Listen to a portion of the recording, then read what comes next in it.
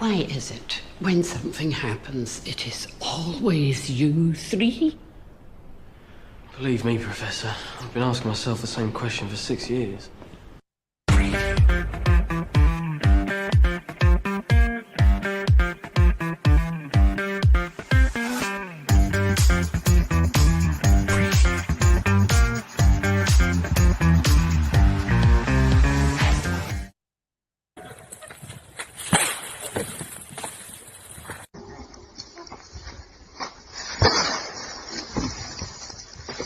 Why? Why? Why? Why? Why? Why? Why? Why? Why? Why? Why? You fool. No man can kill me.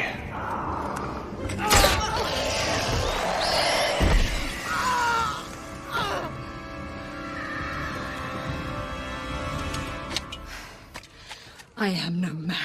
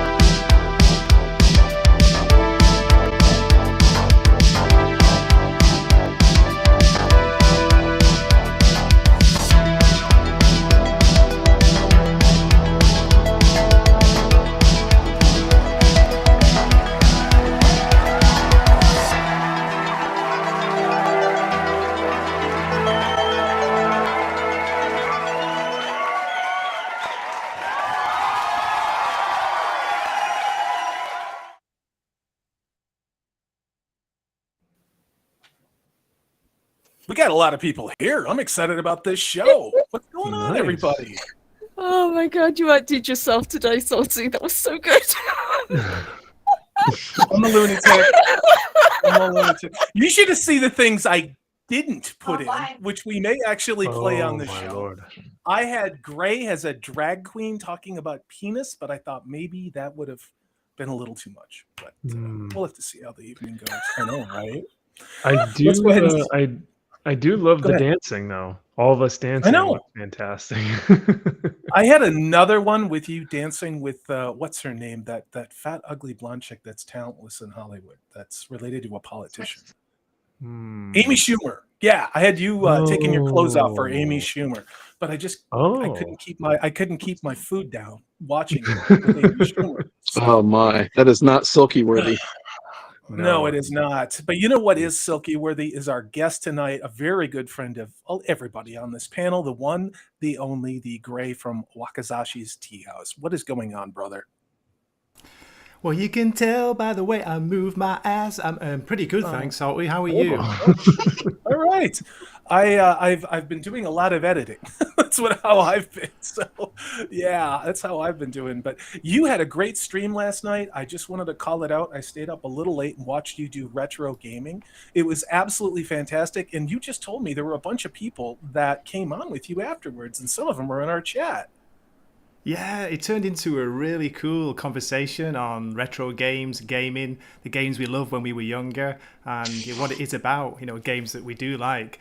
But it started off with a bit of a nightmare, Salty. I'm a total Gen X technical boomer. I thought I could run a stream and game at the same time, even with a very kind of low-level game.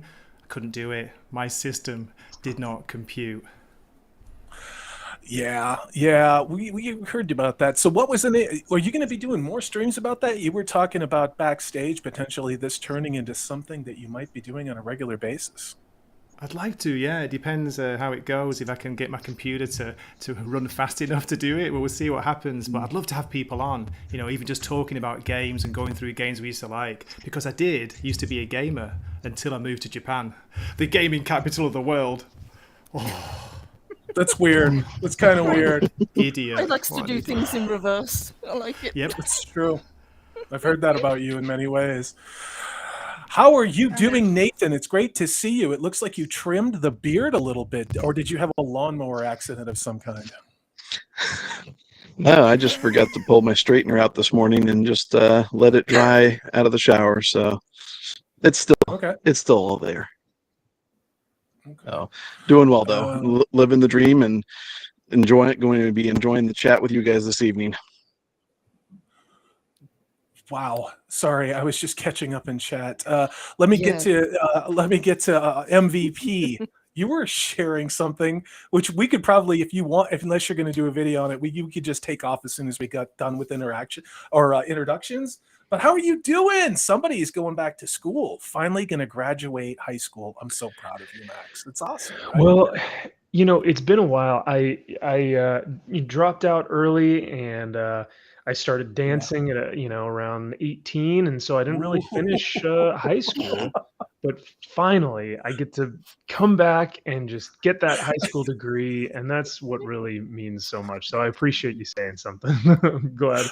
You could always get a diploma from a clown college or a college of cosmetology like Payne and McKay did. That's how they got to run the Rings of Power, right? So last but not least is our one and only, that vivacious redhead from the UK, Purple Valkyrie. How are you doing tonight? Good evening. Doing well. As always, great to see everybody and very happy to be here. Thank you. Out of the gate, I am humbled, and it has been a long week already. I have been doing a lot of editing, and I just want to say thank you to everyone who came on and made time for me to record with them and did interviews, and I have truly been blessed and humbled by all of the amazing confidence and heartfelt stories so many people have given me for the Fire of Fandom. One of those stories was, of course, from Daniel. And Daniel, you are a funny guy, and I am so glad you're one of my channel members. You are extraordinarily generous. Thank you. For $100, says, "You lovely, insane man." I'm insane. Lovely might be more like Max or Purple or Gray. I'm definitely insane. Daniel, there's a lot of things that if you're not in our Twitter group that go back and forth, is some wonderful things. There's a lot of insight. There's things I won't put on YouTube that I put in there, and people seem to like them. Yeah, because I do like having a channel, and now that I don't have 2 strikes, I'll get another one, don't worry. But I like to sort of test the waters with things in there to see how it flies. So, Daniel, hail to you. Thank you. Hail, brother. Yes. Yeah. Well said, Daniel. Awesome. Thank you. So I didn't... Go ahead, Purple. Sorry. I just wanted to pull up because the chat moved so quickly. We did have one that came in before we even started from Lyle Hammock for $10. So I just wanted to say a big thank you to Lyle for that. I pull it up on screen, but it's not grabbable. I've got it. And I just want to say thank you. Thank you very much, Daniel. It means the world to me. So many of you people found me with my Wheel of Time stuff, and now here we are. We're moving on, but we're also still doing Wheel of Time, so it means a lot that you're here. We've got some background audio. Somebody maybe needs to mute. I'm not sure where that's coming from, but let's see. Lyle Hammock for $10 says, "Hello and hail to you all. I can't hang tonight as I'm taking my mother to dinner as it's her birthday today." Well, happy birthday, Mama happy birthday, Mama Hammock. Happy birthday to Lyle's Mama Hammock, and happy birthday to Mrs. Hammock and Little Hammock's grandmother and mother-in-law. Did I do that right? Yes. I'm not autistic. I'm just exhausted. So, and he says, but cheers to all of you and hail this great fellowship. And also congratulations to Max for 1 year. And hail. Well, thank you, Lyle. If you watch this on the replay, that means a lot. And again, Daniel, thank you. Max, take a moment to talk about that. I was watching some of that stream you did, and you actually were talking about something remarkable, a family heirloom that you had going back to stories from World War II. That was freaking fantastic. Thank you so much, man, and thank you, Lyle, for the donation and for your condolences, or not condolences, but just congratulations for the 1 year. Yeah, I think everyone who's been on this platform for whether it's a month, a year, a decade, everyone's going to have their different struggles or different things that they combat as they go through, whether it strikes like salty or whatnot. And but so I figured we would just do a regular stream. And one of the things that I talked about the other night on the 1 year anniversary of being here on the channel was Legendary Heroes. It's a segment that I do where I just showcase kind of whether it's real heroes that are within our world today or ones that have been past heroes, or even like characters like comic book heroes or what have you. So last week I did my grandfather and a lot of the men that he devoted his book to, basically talking about the Battle of Tarawa in World War II, which the Marines fought on. And it's an incredible book, credible, like Salty said, a great heirloom. And I was able to share that with you guys on the stream. And so it was a very special moment for me. And I'm glad that everyone enjoyed it. So thank you guys for 1 year, 1,400 subs, and for all the legendary heroes that we have. Absolutely. Yeah, congratulations. Congratulations. Yeah. Yes. Amen to that. Sorry, I've got some volume issues on the Man and Manethrin, but I think we're okay.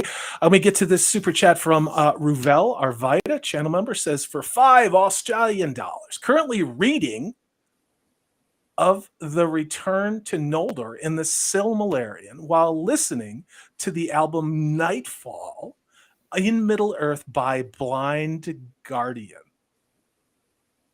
That sounds pretty good. Yeah, I have not read the Silmarillion for a very long time, and I did skim some of the chapters trying to get through the creation stories, and then of course the stuff related to Numenor. In how many pages was it? I forget, but it's not very big, and it's certainly nothing Amazon has access to. Although it would appear that I'm not even going to say that they think they do, because this isn't Tolkien. That's one thing that's emerged from the fire of fandom videos that I've been doing is some very interesting perspective. And I've talked to some people who have had who have actual Tolkien scholarship as opposed to me.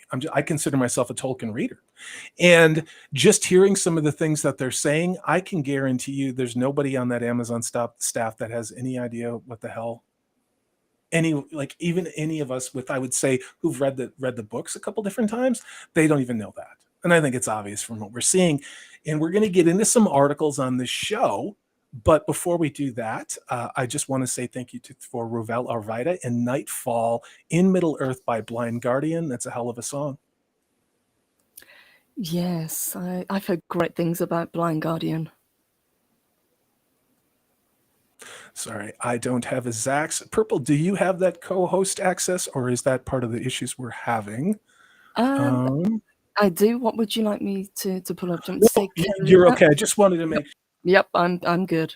But in the UK, they're having some massive internet outages. So Purple, we had some issues right before we went live. So yeah, Purple, I'm gonna take my hands off the chat control then, because I think we're good. So I will worry about doing this. So without any further ado, let's do this. Max, tell me about 1UP real quick before we get into the other news. You said this is probably one of the most cringe-worthy things that you've seen in a long time.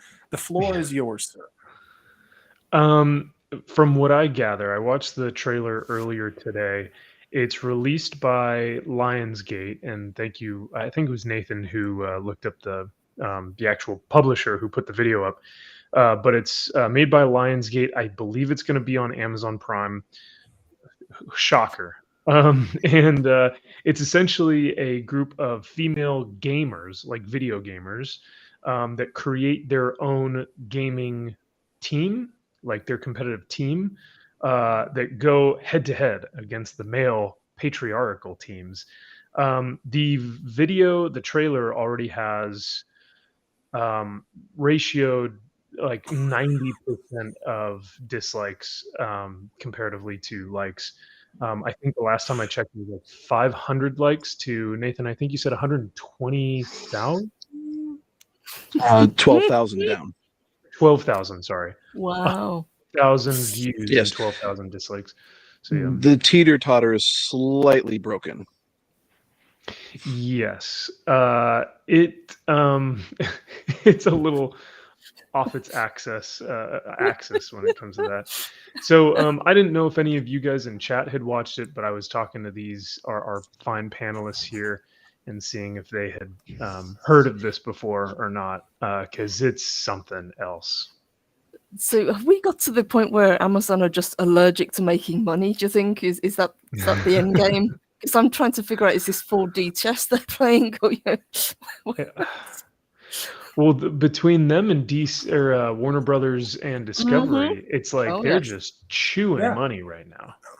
Let me put it to you like this: they could have given everybody on this panel $10 million and still saved more money than what they did with Batgirl. Like, all of us could have just gotten $10 million, and they still would look better on paper than the, what is it, $120 million that they've blown on this. It's freaking insane. It's like, you know, I did a video, and this is, I think, a good segue for this, is I did a video on Batgirl a couple of months ago.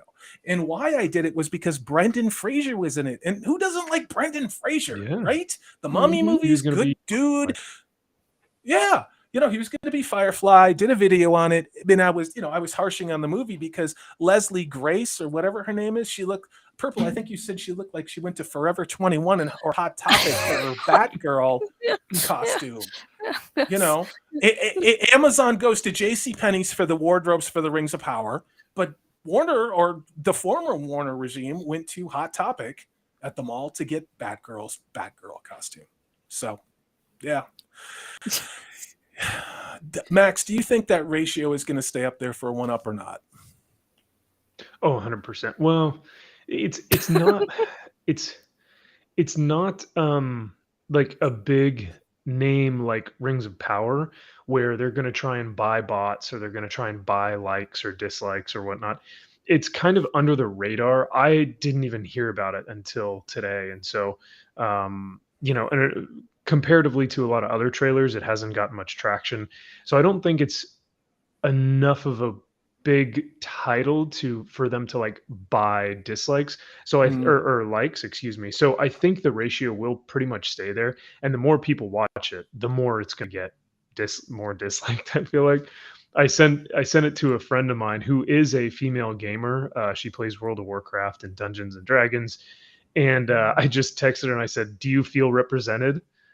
And she just screamed expletives at me because she was like, "Not whatsoever. This is a joke. This is a mistake. This is patronizing. It's just the worst." So I would encourage everyone to watch it, but I also don't want to put you guys through hell. So. You mean as opposed to Sandman, Rings of Power? You know, Cassian Andor. That kind of help. Yeah. I appreciate it though. You're, you know, that's funny, right? I mean, they came out like rats at a Kentucky Fried Chicken. As soon as the lights go off, they all went running to get their little crumb of relevance. Like, oh my God, Andor is so but you have to see this. This is what started Star Wars, and it's like, no, I don't give a shit about this at all. Like, I'm out on Disney Star Wars, but even if I wasn't, guys, I mean, who cares? Does anybody care? If there's anybody in chat, if anybody cares about this, I'm sorry that if I might have triggered you. But it's garbage tier, you know? And what's wild is right before the show, I was looking on Twitter and social media, which is always a mistake, let's be honest. But they finally released the numbers related to Kenobi, guys. Oh, okay. It is worse than Loki, worse than Boba Fett. Wow. Like, worse than Hawkeye. Whew. That's brutal. Yeah. Star Wars is way saved. Worse than Hawkeye, sorry. That's a shock, because Hawkeye was not well watched at all, was it? As far as I know. that is a surprise, especially with having the cheater himself, Ewan McGregor, which a lot of people do like. But yeah, I'm surprised to hear that. Let's go ahead, Purple. Did you have something to say? Oh no, I was just absolutely agreeing. It's like, how could it possibly go wrong? And I think we were talking about the miserable lightsaber that they couldn't get people to buy either. They couldn't fund it. It didn't get funded. Fund it. No, nobody was interested. Yeah. Sorry, not sorry for laughing. Even though they were like people were just screaming about how great this character was. But when it comes down to it, no one actually wants to put any money or effort towards it. Sorry, also, Max, at the convention recently, there was apparently nobody was cosplaying as Reva. I don't think anyone was even cosplaying as Kenobi. I mean, what does that tell you? Yeah. I saw, and I think because Purple and Salty, you guys can correct me, but like in Dallas, I saw just kind of generic Jedi robes and lightsabers. Oh yeah. So there were definitely like Sure, Star Warsy things, but no one was like, I am Reva or I am Obi-Wan Kenobi. It was just kind of no. We had generic Star Stormtroopers. We had Darth Vader. Yeah. We did have that. I think yeah. Well, I think there were some drunk indigents washing themselves in the water fountain who were screaming something about Reva, but I don't think anybody in the actual con itself was. Yikes. Yeah, I went there. I don't care. Like, come on. I mean, just like, it is what it is. Yeah, Reva. Yeah. Guys, I think there were two more Ripa cosplayers than there were Reva cos, and that's saying a whole lot right there. Oh yeah, no, Nathan, you're 100% right. Because those and those cosplays that Krista and the one female did, they looked fantastic. They looked so well done. Yeah, but guys, on that note, did you see any Sandman cosplay? Because I did see somebody walking around dressed as Morpheus. I think that was a promotional thing. But did you see any major fan cosplay? I thought I saw Death, but yes, I think so. If I remember correctly, yeah.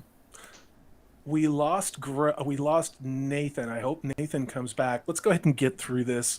So a lot of people have already jumped on this train. Warner Brothers shelves Batgirl with no plans to release it theatrically or on HBO Max. I have heard a couple people's takes, but I want to hear the takes from the two comic book people that I trust on this show. That would be Max and Gray.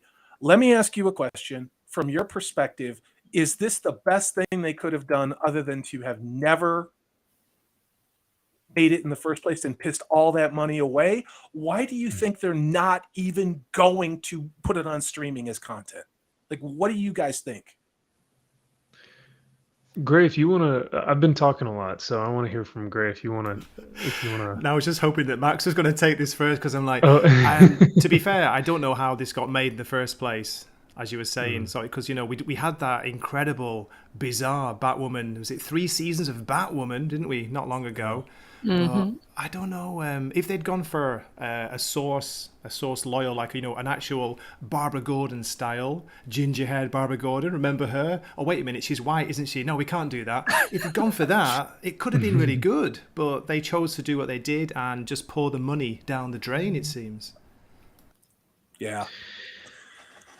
I think Zaslav has made 2 huge decisions in the last month, both Chad-based decisions, which is don't let or they're not going to have a booth at San Diego Comic-Con. DC isn't going to have a presence there, and scrap the Batwoman movie.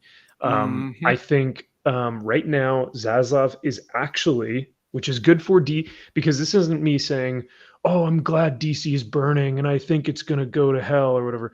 No. I think this is actually going to be a positive for DC because they are sustaining their image. That's what they're trying to do with this, is by not allowing Batgirl, the movie, to come out. Yeah. When they've had success with Joker, they've had success with the new Batman movie, people are going to start remembering those movies instead of the crap that we get from the CW. So Zaslav is actually keeping the legacy of DC. He's the only one who's doing that right now because everyone else wants to crap on it.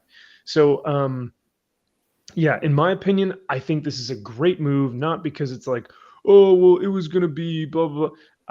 Business-wise, Zaslav is a smart individual, and I think he's doing what is best for these characters, because in the long haul, this is going to be great for their legacy, because we're not going to see them deplatformed, or we're not going to see them shamed and look, crappy. We're going to see them in positive lights, because Zaslav will only allow them in a positive light if they have good producers and scripts and stuff like that. But yes, but couldn't it be argued also that this is also a very financial based decision, because they do not want films that are not going to make money.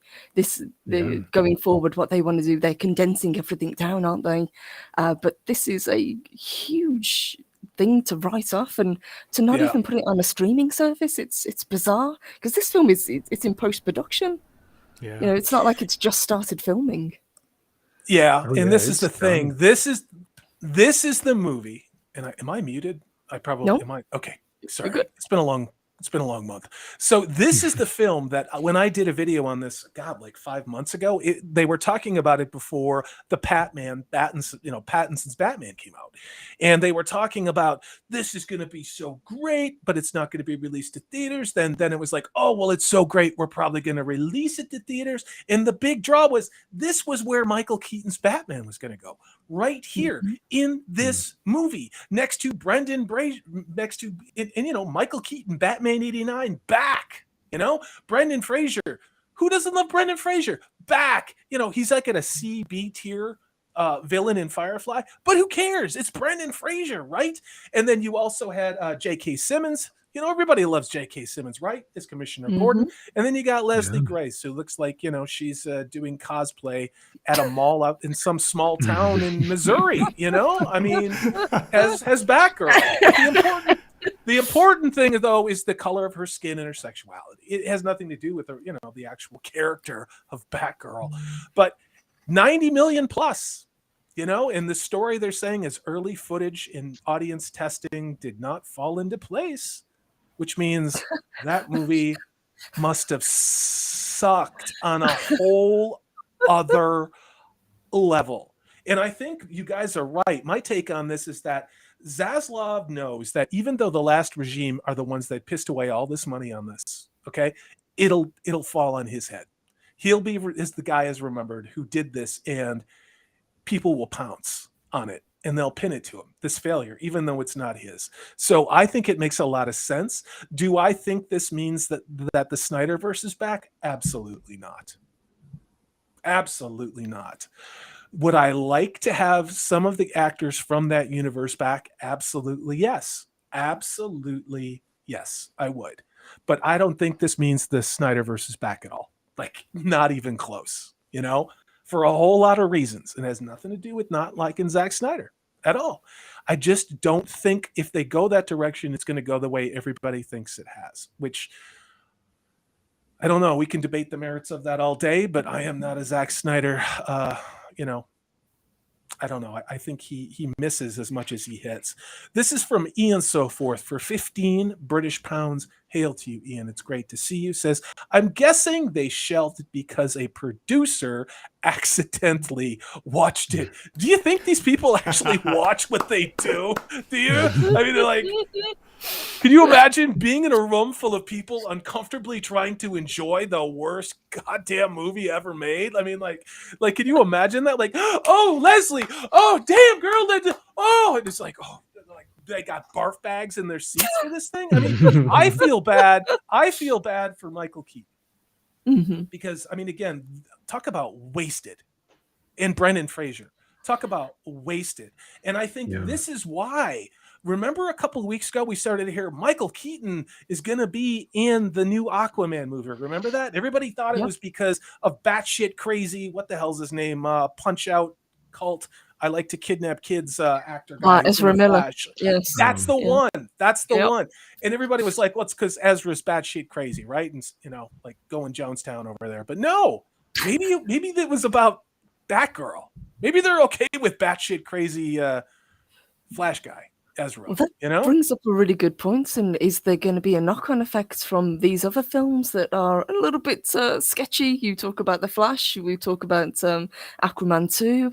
But there's Blue Beetle as well that's supposed to be in the works. There's a lot of trash coming out, and I don't have any desire to see any of it. I'm not going to lie. Marvel or DC. If Zack Snyder came back and they redid part of the Snyderverse, would I be excited? Possibly. But I think we're again in this conundrum where if you still have ESG score driven mandates, you're just going to get crap, So I think too, they're kind of putting their eggs in the wrong basket because they're spending like a lot of time and a lot of money and a lot of effort on characters that are maybe not necessarily just as well known or like you can do a lot with. Because like we saw the Shazam trailer and Shazam looks great. The Shazam movie arguably was a really good movie. They're going with the whole Black Adam thing. So they're putting more of like an emphasis on Shazam in that universe. And I'm like, guys, Superman is in your pocket right now. Yep. He is literally in your back pocket. You need to put him on the table. We need to start seeing more Superman right now. And I wonder if Zaslav is going to do something like, who's our biggest guy? Superman? Where is he? Why haven't we done anything with him? And then we're going to coming from that. But DC Comics, the comic book realm, is also publishing 90% Batman comics. So it's oversaturated with Batman stuff. Like I said, we either need a Batman or a Superman or a Wonder Woman, someone big, to start bringing in the people back to DC again. And somebody these are kind good, somebody big with a good story, with a director who fights for the authenticity to the source material. I don't know if you can do that in Hollywood anymore. I don't think you can. It certainly would explain why they settled on the knuckleheads Payne and McKay for the Rings of Power. But then again, like, could you imagine of all the people that would do Lord of the Rings, can you imagine the line around the block to direct that? If Amazon's got $1 billion, you could throw some cheddar at a decent director, right?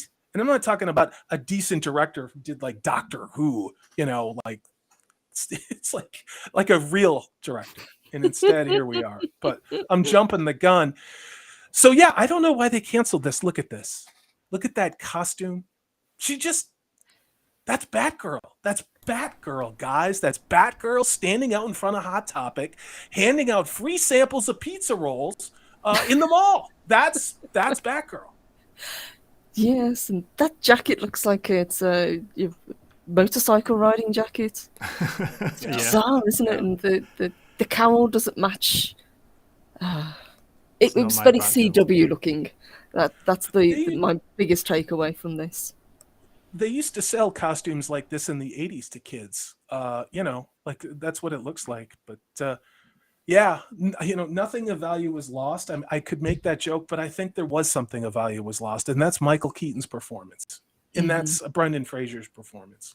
And I think that's, if there is a non-silver lining to all of this, is that I wish I could see what it was, but maybe it was just Batgirl teaching Michael Keaton's Batman that he's really not as good as she is the whole goddamn movie, Yeah, Yes. Salty, on that note, I don't know if you've heard the rumors, and these are just rumors, that the Flash movie, which stars that crazy, insane person, which cannot be named, it's supposed to be awesome. I've heard really good things about it. I've heard that Michael Keaton is amazing in it. It's a great story. Really? But, like, what are they going to do with it now, with all the problems they're having with, the main star? Well, not really main star, is he? How are they going to handle that? I don't know, Max or Salty, what do you think about that? I'll go first. I'll make a joke, then I'll let the smart comic book man say something. worth hearing. No, I mean, what I honestly, you know, I've often said that I wouldn't surprise me if Ezra Miller maybe wasn't around for somehow, just, you know, and then play the pity card on this and go see the movie. I think that would be terrible. I don't want that to happen, but I don't know. Look at the world we live in. You know, what will Hollywood not do? I'll just say that. What about you? What do you think, Max? What do you think about all this? Ooh, about when it comes to Ezra Miller, I think people have spoken about it before in terms of what they need to do with him, in terms of what they need to do with the movie. My thought on it is they need to release the movie as soon as possible, get it out of the way, and move on. Because the more that they start, you know, the more that they wait, the more the rumors start to surface, and the more stuff Ezra Miller is more than likely going to get into. He'll continue to be on the news. He'll, you know, like the longer we wait, it's just kind of an inevitable waiting for the next shoe to drop. Who's he going to punch next? Yeah. Who's he going to, you know, what cop is he going to do? Abduct. So allegedly. Yeah. Yeah, right. So that's my fear. And so I just hope that they release the movie and then we can continue for, you know, we're moving forward, and DC knows that. Warner Brothers Discovery, you know, as newly Zaslav would kind of say, they now need to move forward. They need to start trimming the fat and moving forward with their universe, with their you know, media conglomerate. And I think that's the best way to do it, is just get this thing out of the way, out into the world, so that they can move forward. Yeah. Did you have anything to say, Gray, or were you just making a white power sign down there? I don't know anything about that, Salty. I'm making what do you call it? The Moloch. Is it Moloch sign? The owl, you know, the one that we all worship. Oh, in the yeah. woods. Yeah. Skull and bones. Yeah. You'll own nothing. Just joking, like ladies it. and gentlemen. Yeah. Pope Metallicus the first. Dude, yeah, reach out. Let's do a show. Let me know when you want to talk. We were going back and forth on Twitter talking about doing a Tolkien music show, and not just stuff by Howard Shore, but things from the animated movies as well as stuff from the metal universe. I think that would be great. Bring in Purple Valkyrie, anybody on this panel, and of course, the one and only That 70s Rock fan who's in the chat. I really liked Brian's take in that Lord of the Rings video in the Fire of Fandom, guys. That was fantastic. Thank you for that. Yeah. Pope Metallicus for $5 says, have you guys been following the cancel culture crap in Battletech this weekend? Pope Metallicus, I haven't. Does anybody know about this? I haven't, no, unfortunately, but I'll look into it. If Battletech is... Oh, sorry. If Battletech is if it's Warhammer 40K adjacent or Games Workshop adjacent, like if Battletech is another model company, I haven't heard anything about it, but I have been hearing more and more stuff about Games Workshop cracking down, Warhammer 40K cracking down on striking channels, you know, taking down channels, sending cease and desist letters to channels and creators, and it's a nightmare what Games Workshop is doing, because they're trying to protect as much of their IP as possible, and it's like shameful how much they're doing it. Wow. And so even people who are trying to create their own 3D miniatures, because Games Workshop refuses to get into the 3D game, because it's kind of like comics. Comic books refuses to get into the digital game. Gray knows this immensely because Gray has to buy digital because he's in Japan. Why make digitals the same price as a regular hard copy comic? Make it half the price, a quarter of the price. Build back better, baby. Build back better. There's a pandemic on. Of course you have to charge those prices. Sorry. So with that being said, yeah, comics needs to get into the digital game. Same thing with Warhammer 40K. They need to get into the 3D printing game, but because they don't want to do that and move forward with their company, they're starting to issue copyrights and cease and desist letters to all these different creators. So all that being said, Pope, if that's what this company is doing as well, let me know, because that sucks, man. I'm sorry to hear that. That's big time. That's big time. Controlling the narrative. Definitely. Exactly. Want to shout out some people in chat. We have Jacob Ironside, who's in the chat. That fine gentleman spent half an hour with me yesterday recording a video, and despite numerous technical issues, we got it done. That was the 28th video that is part of the complete 30 videos that I said of fan interviews that I would deliver, and they are now delivered. So Jacob's, yours is done. There are audio issues that were unavoidable, but I have done my best in technical wizardry to correct them. I think you're going to be very happy with that video, sir. This one comes to, and thank you, Pope Metallicus. That was a hell of a good story. I didn't know anything about that. This is from Daniel for $5. Says scrapping Batgirl is colossal. It was another remnant of the 2019 trying to appease the build larger mansions. They are finally looking at their accounting departments. I hope so, Daniel. I hope that somebody goes, this ESG score thing didn't work so well for Sri Lanka.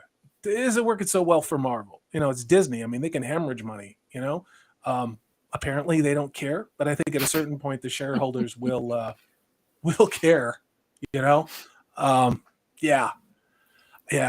Again, I'm not going to say that nothing of value was lost. Come on, guys. Who wouldn't want a Michael Keaton Batman movie where one of the older storylines, just why not? Or do Batman like Gothic, Victorian Batman storyline with Michael Keaton. I'd lose my damn mind. That's what I would do. I mean, I would just go crazy, guys. But yeah. Mm-hmm. Oh, yes. Michael Keaton is a fantastic actor. And I would love to have seen him back just once more for the role, but I would have been very nervous as to see what they would have done with him. Yeah. I am going to go to the next. Oh, boy. I have so many windows open, guys, because there's been so much breaking news today. All right. Let's go to the first thing on my list, and that is going to be Purple. Let's go with what you have. Hey, Magitech Mags, hit me on Twitter. I'm ready to record, even though I've done 30, your interview for the Fires of Fandom. But Purple, if you want to bring up your link for the how we're going to start the Rings of Power portion. Yes.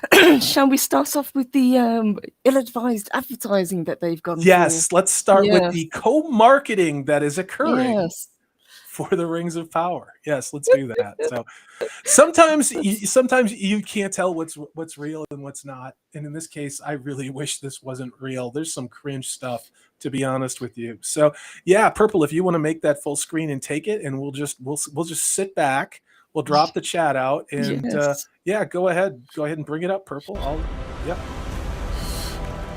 Let me take us back to the beginning. So let's see what we've got, guys. So you guys like chocolate, don't you? And you like a snack.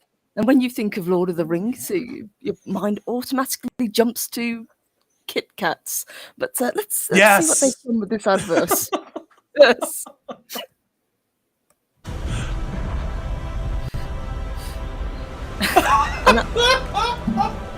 I thought it was a parody.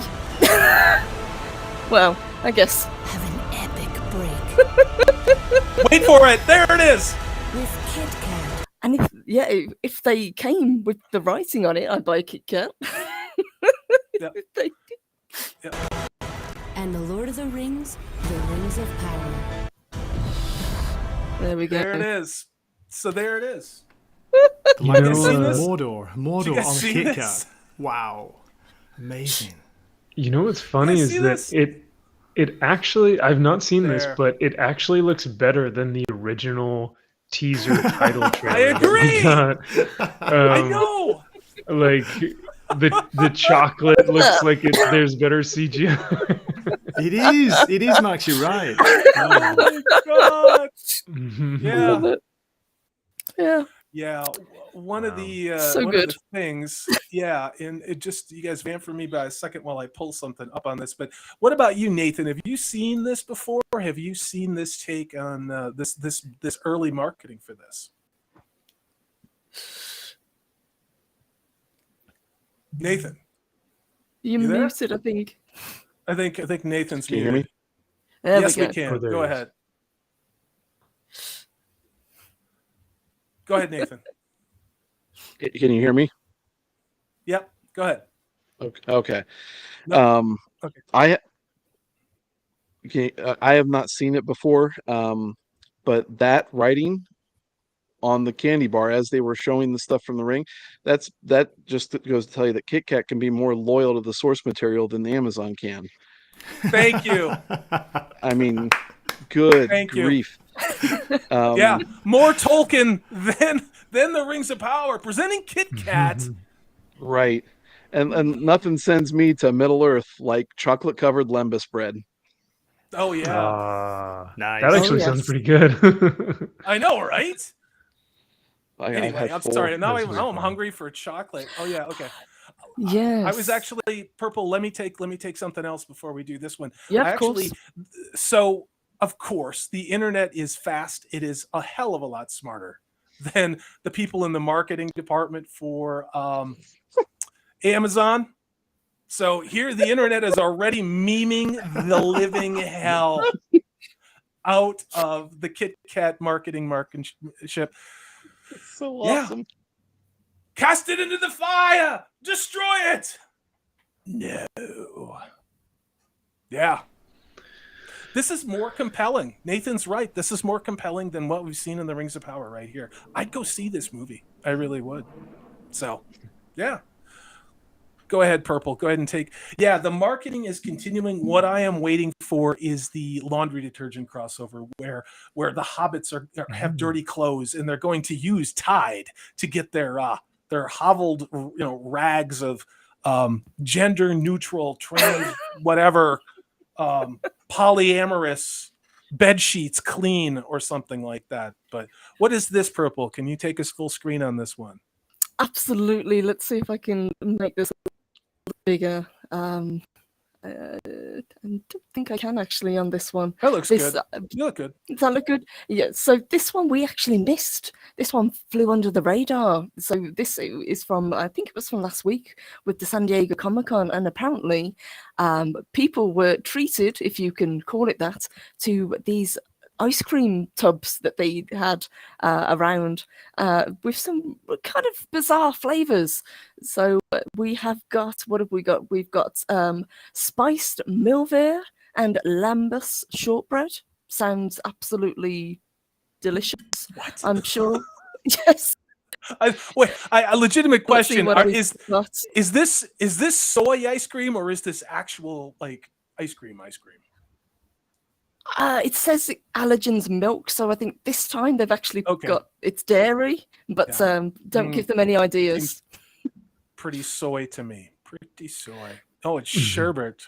It's sherbet, yeah, sherbet ice cream. So I always thought sherbet was ice-based, not ice cream, but what do I know? We've got mushrooms and bilberry, which sounds revolting. And we've got some sort of berry and rose hip as well. What? This is like ice cream they'd serve in Seattle at Capitol Hill. It would be $18 for one scoop, and they'd get it, and then you'd get knifed by the homeless people living right outside that whooshy, yuppie ice cream place in Seattle. And it would taste like absolute ass, which I'm sure this does. But okay. Yes. So far, I'm not exactly, I don't think they're hitting it out of the park with the advertising that they're going for. It's quite bizarre. Gray, what are you thinking about this? Do you want some of that ice cream? I mean, what is your thoughts on this? I mean, let's go to Max and Nathan too. I mean, does any of this appeal to you at all? I'm just about to drop out of the show, so I'm sorry. I'm going to go book a flight to wherever you can buy this ice cream. I'm going straight there. I'm going to get a big box of it. That mushroom flavor, that's the one that sold me. As long as it's magic, I don't care. I think it would have to be to get through the show, Chris. Do you think it's Do you think it's mushroom flavored so that it smells like the Hobbit feet do from? Oh no! I mean, like, legitimate question. That's the only authenticity they've gone for. They've probably taken some of the salad out of their hair to mix it in too. Nice. Purple, that is a good point. Maybe these could come complementary with the show, so that while you're watching the show, you're eating the ice cream at the same time. You're like, oh God, this tastes terrible. And then you don't focus on the show as much. You're just so focused on like, oh my God, all this ice cream. And then I know. What makes you sick first? I know. What did I miss? I was busy throwing up in the bathroom. Nothing, just Gladriel scissoring with somebody. So maybe that is how they're going to cover people not liking this show. Yeah, that's just nuts. I was just going to say, I do like this from Smile a While for me in the chat. She says, doing a mashup with Snickers would have been better. Give Sauron a Snickers. You're not yourself when you're hungry. I think it would have been fun, like, because you see like Sauron and like he's like, the Dark Lord and all this stuff. Yeah. And then they give him the Snickers and he turns into Anatar, which is supposed to be Halbrand. The rumors are saying that it's Halbrand. That's what I think. Between Sauron and Anatar, this beautiful, almost elf-like creature, and then Sauron after he eats a Snickers or whatever. So that would be a better thing. But let me ask you guys, if it's all right, do y'all remember in 1999 or 2001? I think it was 2001 when we started first seeing the first film, The Fellowship. Do you guys remember any type of promotion like this? The only thing I can remember was like fantasy type commercials, but I don't know if I was young, so I don't really remember if there were like food or props or things like that were being marketed towards Lord of the Rings like this. Do you guys remember any of that? Actually, there was, and somebody did actually link them. If you don't mind me sharing again, I can show you some of the ones that Peter Jackson's had. Yeah. Oh, cool. Gray, you have something. All right, there we go. Yeah, let's do that one. Yeah, there you go. Yes. So we had Pringles, which had a tie-in with a game. We had the epic glasses, which I always had one wanted. of those. Right. I had one of those. Yes. I had that. Yeah. $1.99. Wow. Oh, Lord of the Onion Rings. I like that. Yeah. I remember that. And here's the thing. That ring is more authentic than what Payne and McKay are going to do in 5 seasons of television. There's more authentic than Tolkien what Burger in King serves now. There's more Tolkien in that deep fried onion than there is in $1 billion worth of this bullshit from Amazon. Agreed. And I desperately want these toys. These look so cool. God, if anybody has them out there, put them on Twitter and show them off. We would love to fanboy and girl over that old school merch right there. But can you imagine them doing a tie-in for Rings of Power with any of these big corporations? Go ahead, Nathan. Well, to answer that question, Purple, it'd be awful. But I think so. I see that picture there says Fellowship of the Ring. I think it got more widespread in terms of sponsorship as the trilogy went along, but I think it was pretty limited with the Fellowship, as I recall. Yeah. How cool though! I mean, it definitely makes me want to eat those Happy Meals for sure. Absolutely. I'd get the kids meal, give my dog the hamburger, and eat the fries myself. That's what I would do. And keep the figure, yes. Well, yeah, that's the whole reason, other than to make my dog happy.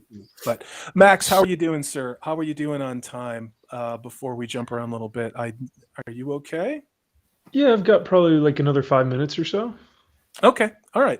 So I don't want to keep, we have a guest tonight. This is somebody that we're going to bring on, never has been on this show before. And that would be Jed Hollywood Scholar.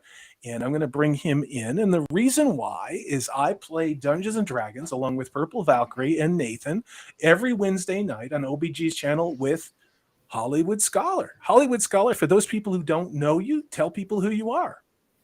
Well, I'm Hollywood Scholar on YouTube. I do a lot of news reactionary stuff and reviews. I really put a lot of effort into my reviews, doing a lot of live streams. I'm playing more Dungeons and Dragons than I ever imagined in my life because I'd never played it before the streams I got on. But I do a lot of Doctor Who stuff. That's my big franchise. I actually put out a Doctor Who video earlier today that Shooty Gotwell will be the first gay doctor, and that's what's special about him. So if you're interested in stuff like that, definitely check me out, Hollywood Scholar on YouTube. Look, my life. Nice, man. It's cool to meet you.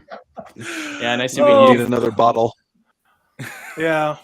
No, thanks for coming on. Let me get to Of this course. super chat from Magitech Mags for $2. Said, so this is the battle of corpo products. LOL. Magitech Mags, I think this is but a taste of things to come. Like I said, I think it's going to be tied. I'm waiting for the Gladriel Kotex tie-in. I mean, yeah, I mean, all of this stuff, you know, the Halbrand, Trojan condom tie-in. I mean, what the hell isn't there going to be? I mean, seriously, you know, the Hobbit, L'Oreal for the elves. Yes. yeah, the Harfoot. This is, I mean, like all this stuff, you know. I mean, why not? The Elven hair clippers. That's what I want. Yes. Yes. That's what I want. Yeah, Salty, I thought the Halbrand condom, I thought that was Galadriel. That's what I was doing thinking a too. Galadriel condom. That's right. Yeah. Halbrand had the underwear thing, but Galadriel I thought had the, I don't know. Yeah. Or maybe Shea Galadriel butter had for the Elven. LED. Halbrand's lingerie. There you go. Yeah. And Taker610, longtime friend of this channel for $2 says, as also uploaded a marketing pitch for the show. I saw that. I saw the L'Oreal one. And that was that was a lot.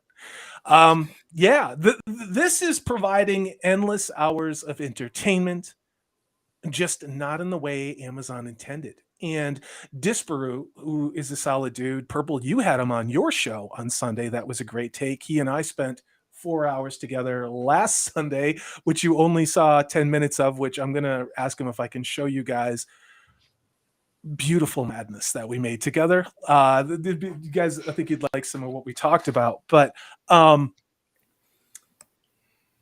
Disparu's video was so well researched and so well done because I'm starting to do this too, which is to document all of the things that have been said that have contradicted each other around this show. And there are many. And it is starting to change by the day.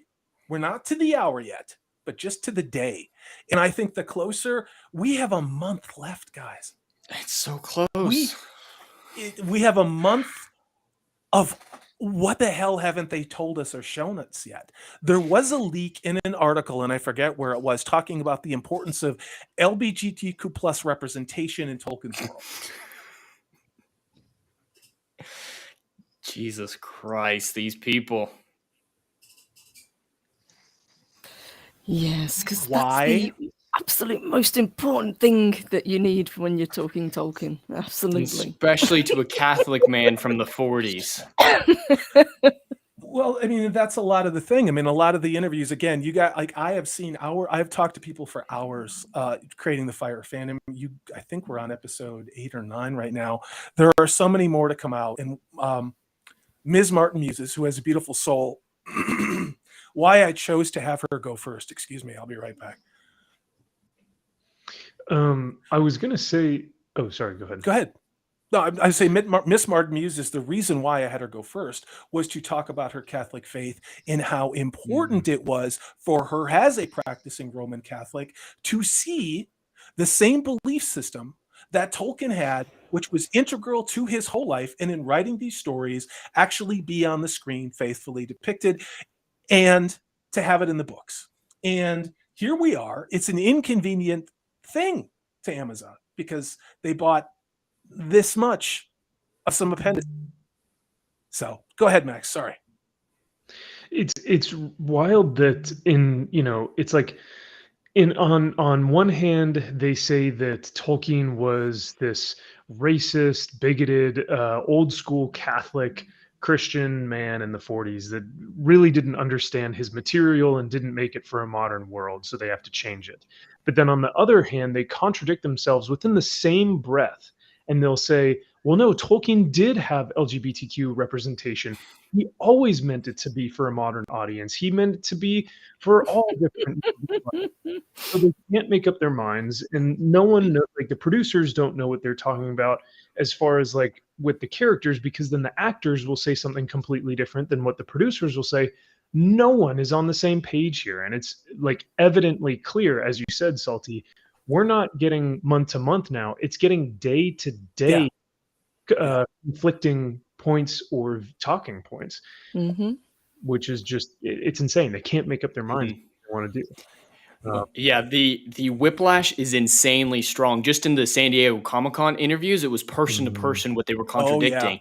And when it comes to the coping with Tolkien being woke, the best thing I've ever seen is the OneRing.net's panel on Gondor and transition, how the country of Gondor was somehow an allegory for transgenderism. It was always meant to be that. That will always be top tier woke coping for me, because even their arguments don't make any sense. They're just like, Gondor is trans. All right. Why are you saying this insane thing? Well, because it's a society that changed a lot. It was old and now it's new. It's like, no way. Societies evolve. Oh, it's nearly as bad as I did a video a few days ago about an article that was talking about the Dark Souls games, about how they're secretly queer and just the way they were coping in that game. What? No, their arguments were the best. So their primary thing was it's a non-linear game, which means it's not straight, which means it's gay. And it also said because you fail so much. Yeah, what the fuck are you talking about? It gets what? I mean, it gets worse. If I go buy a box of Oreos and there are broken Oreos in there, that is not an allegory for African Americans with disabilities. What the hell is wrong with them? Oh, that's not the best part of that article. You can't see that, Salty. Okay, fine. Yeah, fine. I'm sorry. I'm literally like, we have. Oh.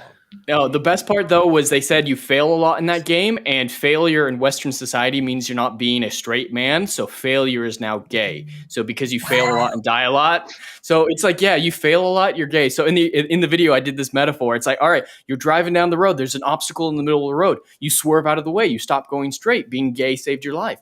But if you fail to swerve and you hit the object, you're also gay because failure means you're gay. So there's no way to not be gay these days. That's incredibly impressive mental gymnastics. So that article is exactly like the Gondorian transition, like the insane arguments where it just doesn't make any sense by any stretch of the imagination, and you're just left sitting there like, sure, you could have insane takes, at least try to back these up. These are not even attempts to back up their opinions, and that's what's really infuriating to me. Heck on it. Logic is the patriarchy. Apparently. Let me get to the super chat and then please go ahead. This is a $5 super chat from a very patient Magitech Mags who says, are they going with the Harry Potter version for jelly beans, but in ice cream form, like Latmus bread and the taste of Mordor? Sorry, we're a little behind on the chat and I'm not sure what's going on, but I think Restream isn't getting some of our super chats when you send them. Magitech Mags, I would say that this is just the beginning level of cringe for all of these things. You know, I mean, really. What is fascinating to me again is where are the Lord of the Rings action figures? Where's the coffee cups? Where's the t-shirts? Now I say that knowing we have a month left. You know, maybe they will drop them. And when they come out, we're definitely going to do a live stream looking at these action figures. I just want to know. They're going to be so bad. I just want to know if the Princess Diza comes with a strap on and if Gladriel has a unit or if she's non-binary, if you know what I mean. Full Ken doll.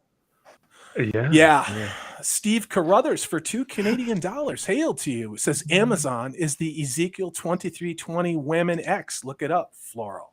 Oh, this is floral.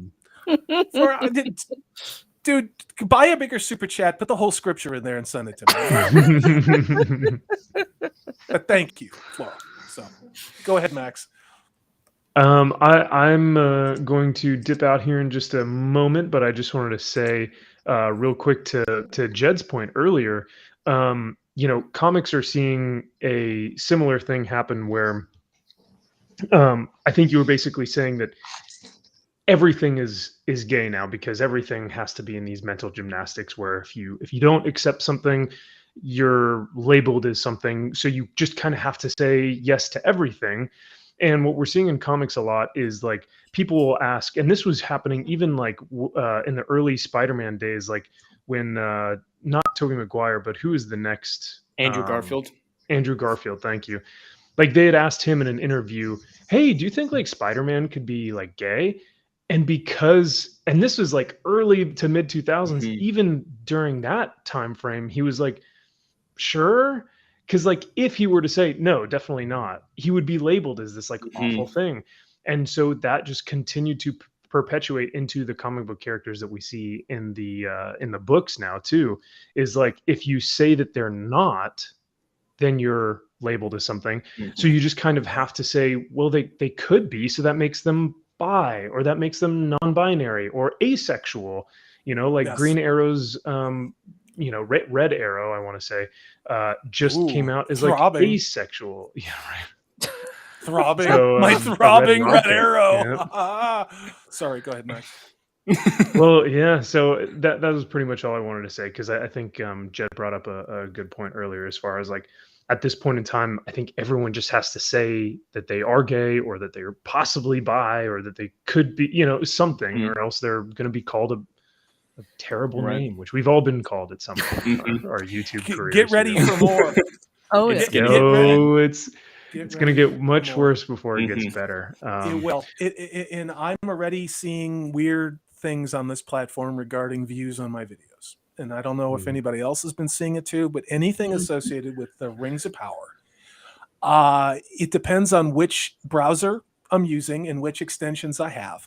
But on some of my Lord of the Rings videos, I know they're at 1,000.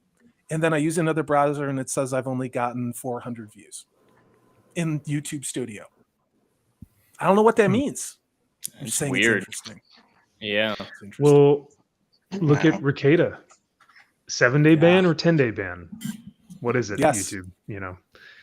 That's all I'll say, because this isn't my channel. I don't want to.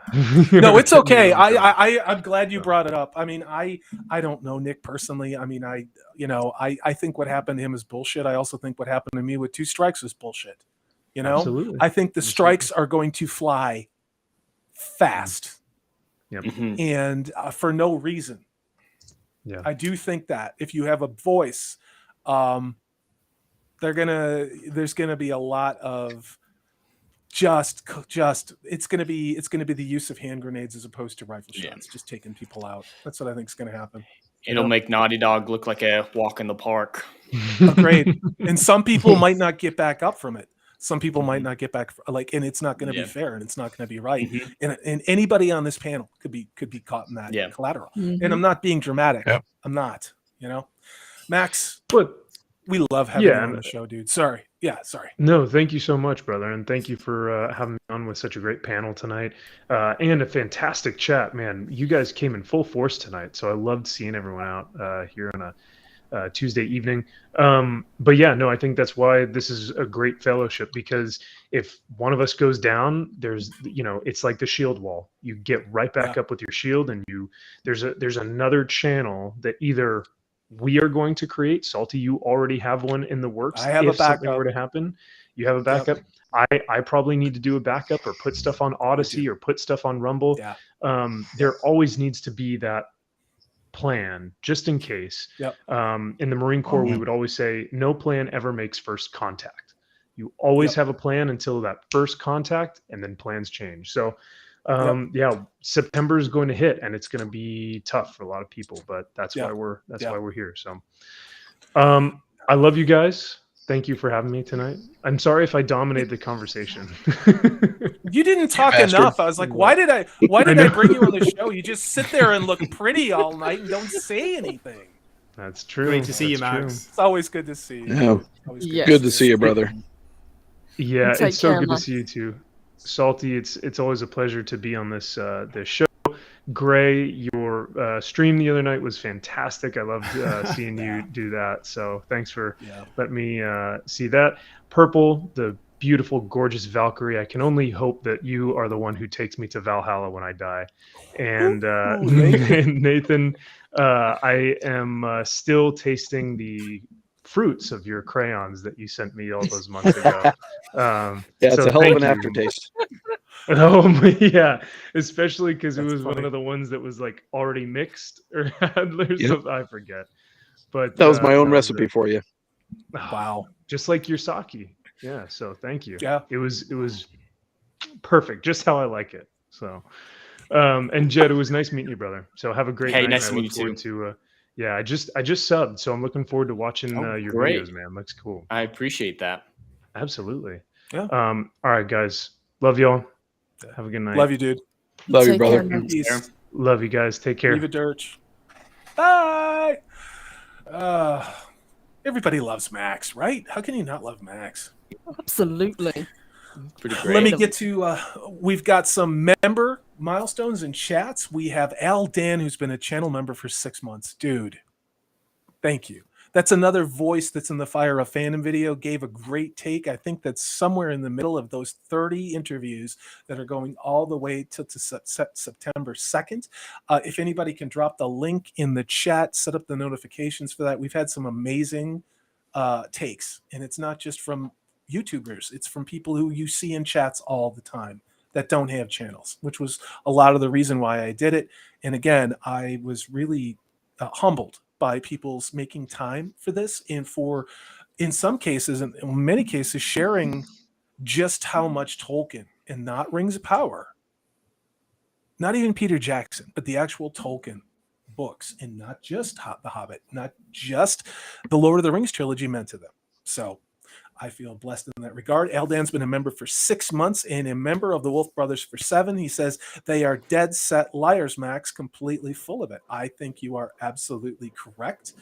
And I am so behind. I have so many things racked up here, Purple. Yes. All right. So, yeah, go ahead. I just want to say a big thank you to Ian Seforth as well, who has also gifted 5 memberships. So thank you, Ian. Really appreciate it. Thank you very much. One thing you will notice is we do not have a Zax tonight. Purple is doing the producing for the first time using an app she is not familiar with. I use Restream, which I think is great, but if most people use StreamYards or something else, so we're a little behind.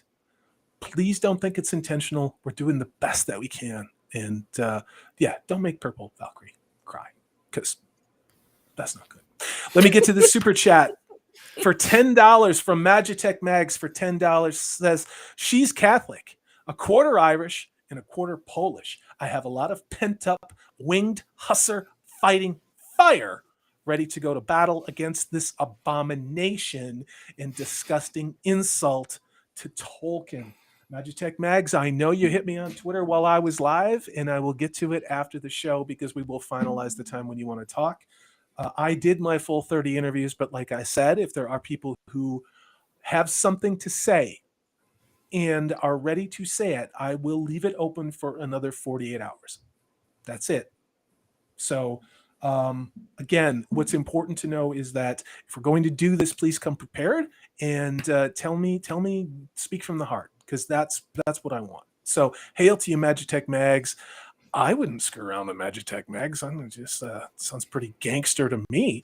Speaking of gangster, the one and only, the lady of bourbon herself, Squeak a Mouse for $5 says, just popping in to say howdy and love you all. Don't forget you're all awesome. Especially you, Gray. Thanks so much for standing up for Tolkien. Squeaka, thank you for giving me time. Hit me on Twitter because I'd like to ask you to do some supplemental recording. We had some audio distortion. So hit me on Twitter because I don't want to misquote you. So thank you very much for that. Let me get to this one too from Al Dan for 10 Australian dollars.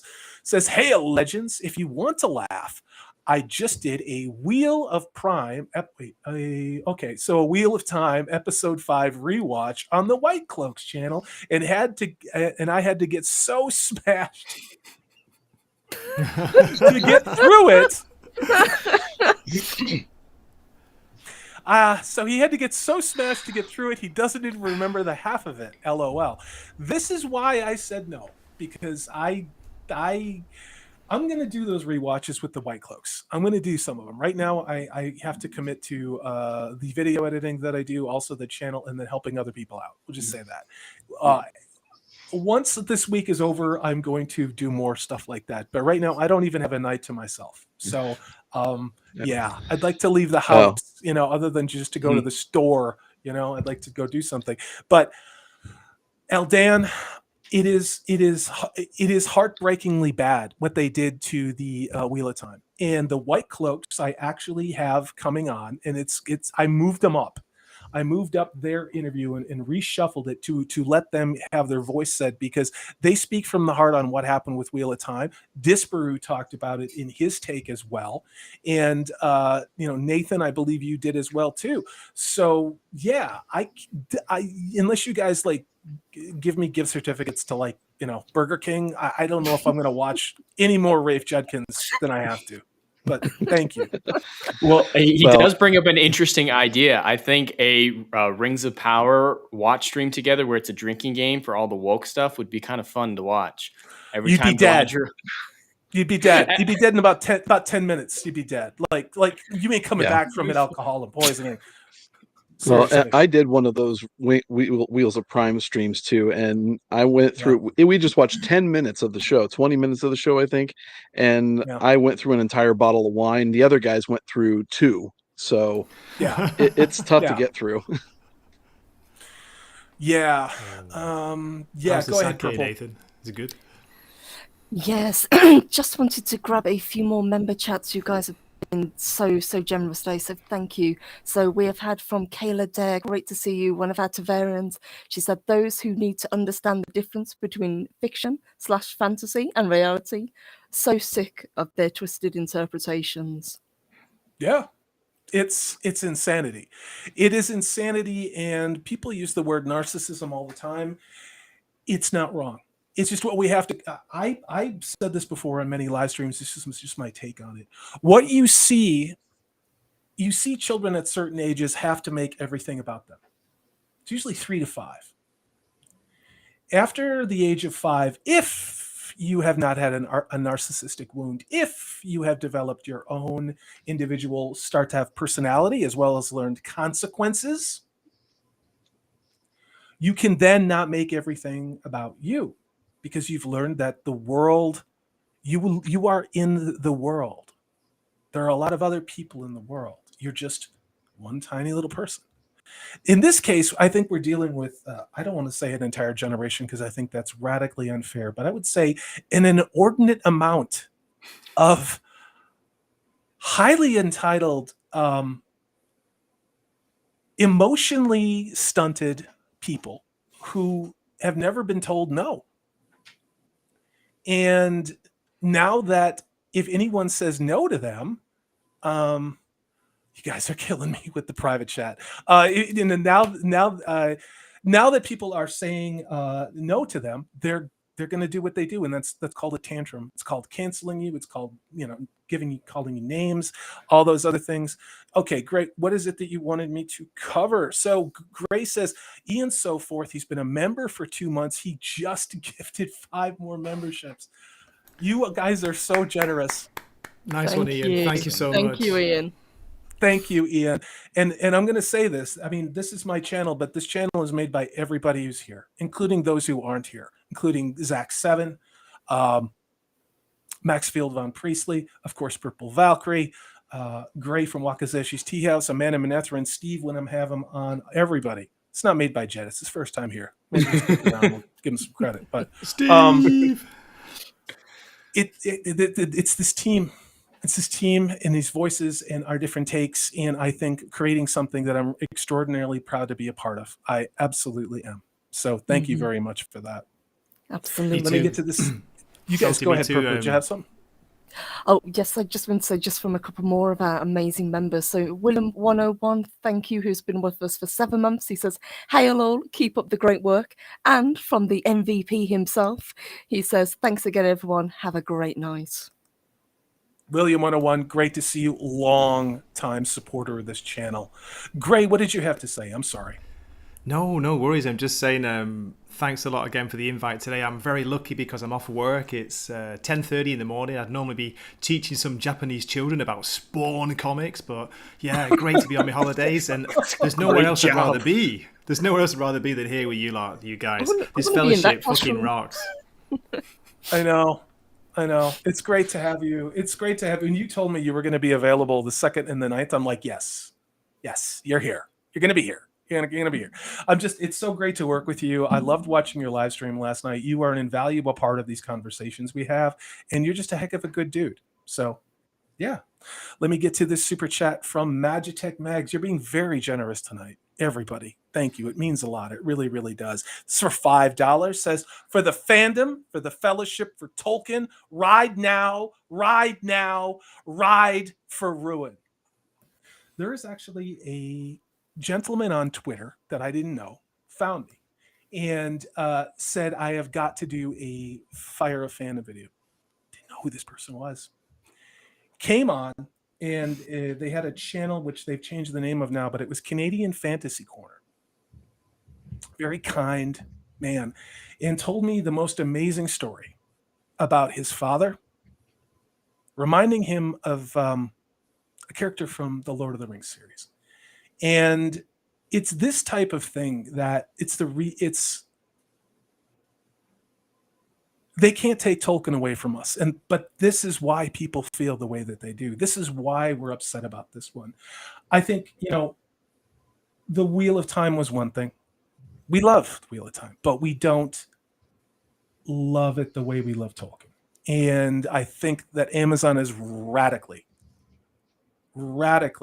underestimated the amount of pushback, not just here in North America, not in Europe, but all over the world, in Asia, in South America. There's a lot of pissed off people that have no interest in LGBTQ plus QIA strap-on Gladriel. They don't. They just want to see Tolkien's world, Thank you so much for that, Magitech Mags. How am I doing, Purple? What do we got going on here? All right, we got another one. Another one from Magitech Mags for $2. Purple, she says, love you, Purple, with a big old purple heart. Love you too, honey. Hey. Yes, I got to do a fantastic stream a couple of months ago with Magitech Mags, and she's a real sweetheart. Oh, that's wonderful. But the Love Fest isn't over for Purple Valkyrie. I'm just the announcer of how much everybody loves Purple Valkyrie. Everybody loves Squeaker as well. Squeaker is so sweet. So thank you, ladies. She's another person. She's playing Dungeons and Dragons, Advanced Dungeons and Dragons on OPG70's channel with us, along with Nathan and Purple and Jed. We're playing. So yeah, Squeak is there as well. She says, "Love you too, Purple." It's a Purple Love Fest sandwich over here. You guys. Wow. And Squeaka has a whip equipped on her character. Yes, she does. And a chainmail bikini. Yes. That's how we roll. I knew it. I might actually have to open an article up on Lord of the Rings, you guys, because we just listen. I'm just forget it, Salty. No, hang on. It's just so. Let's go to the first thing. So let me do this. I'm gonna end it on a high note. So this I thought was hysterical. Going back to what they were talking about with the Kit Kat bar. The Eye of Sauron, Reese's Peanut Butter Cup. I think that this is a missed opportunity. I think Kit Kat was a complete misstep. Wow. This could work. I'd get one of those. I gotta tell you, I like that a lot more than the Kit Kat bar. But that's just me, and I. Is it just me, or does it look like something else? I'm not saying what though. Oh, I know. Why is it Gray that said that? I'm shocked. No, you don't know Gray then. No. Because I was thinking it too. I was just like, oh, this isn't my. I've never streamed with a lot of these guys. I'm not going to say that. Yeah. Gray said. Oh, yeah. I mean, Greg gets down and dirty. He comes across as such as nice and innocent person, and he's like, yeah, it looks like something else. Just like every serial killer out there. That's great. It's one cup to rule them all. Jesus. Oh, God. Purple Valkyrie, tell me Tell me what you thought. Tell people about this abomination. Yes. This is well, we know that they've co-opted the books that they're selling on Amazon, the physical copy of books, and people are not pleased about it. But they have now gone one step further, and the awesome audio book that was done by Andy Serkis. Oh, that's Yes, brilliant. yes, these are the new covers for them. So if you want to go pick them up now, this is what you're going to get. It's still Andy Serkis narrating Lord of the Rings, but we can't get away from Prime, can we? They are amazing as well. What a nightmare! What a travesty! Well, you just got done talking about them in your Fire of Fandom video, and I was using the covers that were the original ones before they got co-opted by this. Jed, what's your take on this? When we did your interview a couple days ago, you talked about how much you love audiobooks and you love audio in general. What do you think about this as someone who's a big book person? Well, it's on a few different levels. The biggest thing is audiobooks are best in digital format, but they're also the worst because someone, I don't know who said it recently, but said you don't truly own any digital copies of your favorite media. That's why we're pushing so hard for physical copies. So anything that you own on a digital platform like Audible, for example, can be co-opted, edited in the future. I imagine that they're probably going to start editing old audiobooks at some point in the future, since they're already doing it with TV shows, but you don't actually own it. You're just renting it and they can do whatever they want to it. And so it's really disappointing. And I think the biggest thing with these covers isn't just the woke stuff, is that it doesn't make a goddamn lick of sense. No, it doesn't. Events of the show are not the events of the books. I'm not usually a fan of movie or television shows, stuff, promotionals going on books to begin with, but as long as it's about the book, I can forgive it. This isn't even about the book. No. And so it's just asinine and a cheap trick to connect Lord of the Rings with Prime and further co-opt the entire franchise, because I fully believe that they spent all that money not on the story, not on the appendices. They did it for the logo and those 5 words or 6 words. Correct. Lord of the Rings. That's why they did it. And so maybe one day they'll get their hands, they're almost got their hands on The Hobbit, or they have, and they might get Lord of the Rings eventually, and they're just setting up for a remake is kind of what I think their end goal is. So yeah, this is just further brand association. That's everything that they've done throughout this entire endeavor, is to associate Prime with Lord of the Rings for a future project. I think this one will be abandoned at some point, and it's just about association, not about making good content. Agreed. Nathan, what's your take on this, man?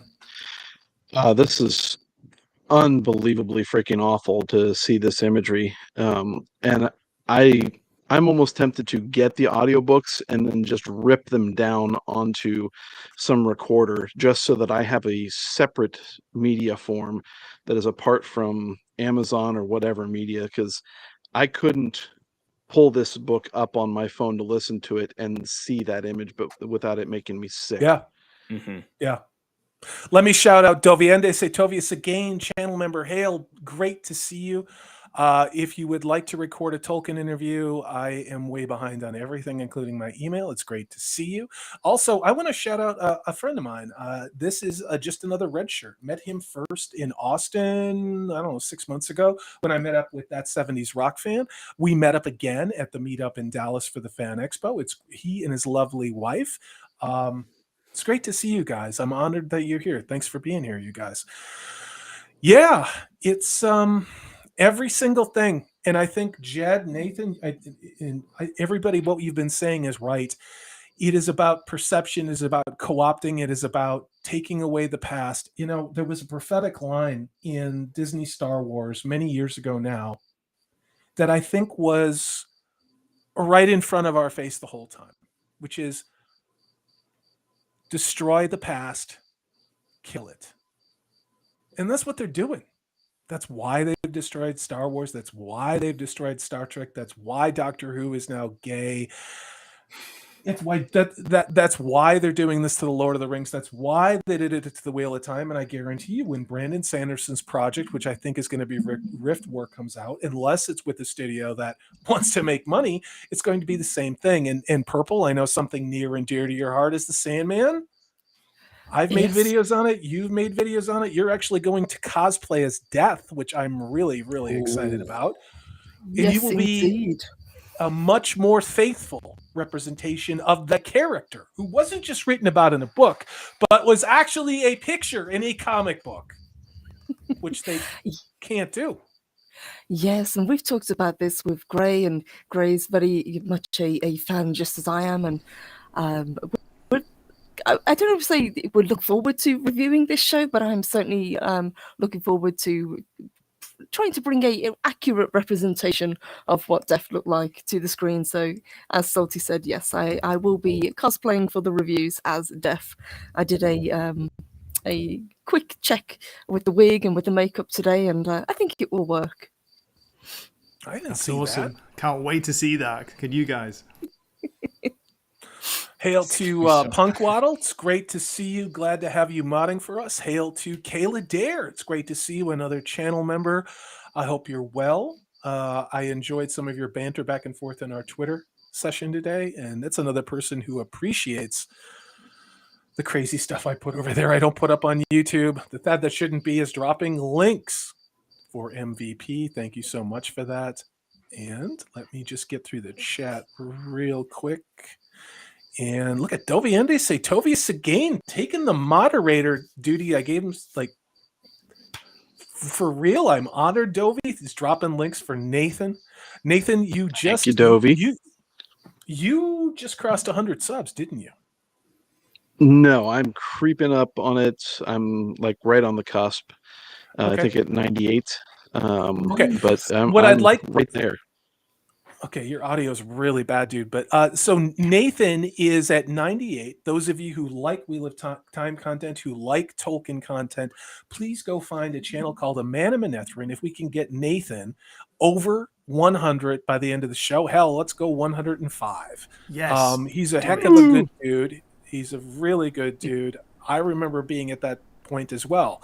And if Amazon, who knows, I'll probably wake up tomorrow and sorry, I gotta block some porn.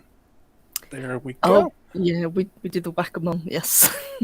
So if you make me a mod, Salty, I can help out too with that. No problem. Okay, somebody vamp, please. Well, I don't think we should be hitting on the bots right now because it is National Boob Day, so it might be time to celebrate National Boob Day with the bots in the chat. Hey. It's the most important holiday of the year. I'll celebrate that, absolutely. Why did I not know this? Why did I not know? I didn't know it until I saw it trending on Twitter earlier today. Gray, I'm I'll shocked. see you guys later. I'm going to go celebrate it. Okay. Wait for me. Wait for me. So maybe this should be the one time we let the sex bots do their thing. Yeah, chat. I'm going to drop you out once they pop on the screen. I see that Punkwaddle and somebody else that shouldn't be killed it, but somehow they made it in. This is what happens when you stream. So it's just sometimes they seem to fire off like 5 rapid fire ones so that one sneaks through.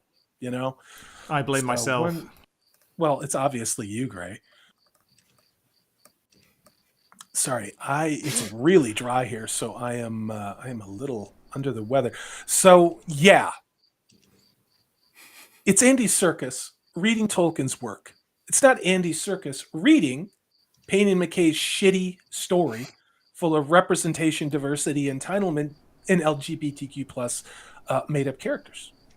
Exactly. I have a real problem with this, but that's why they called me an istophobe, and I haven't been called an incel probably in 9 months since I talked about the Wheel of Time. So yeah. I've got too many damn... Oh, let's do this one.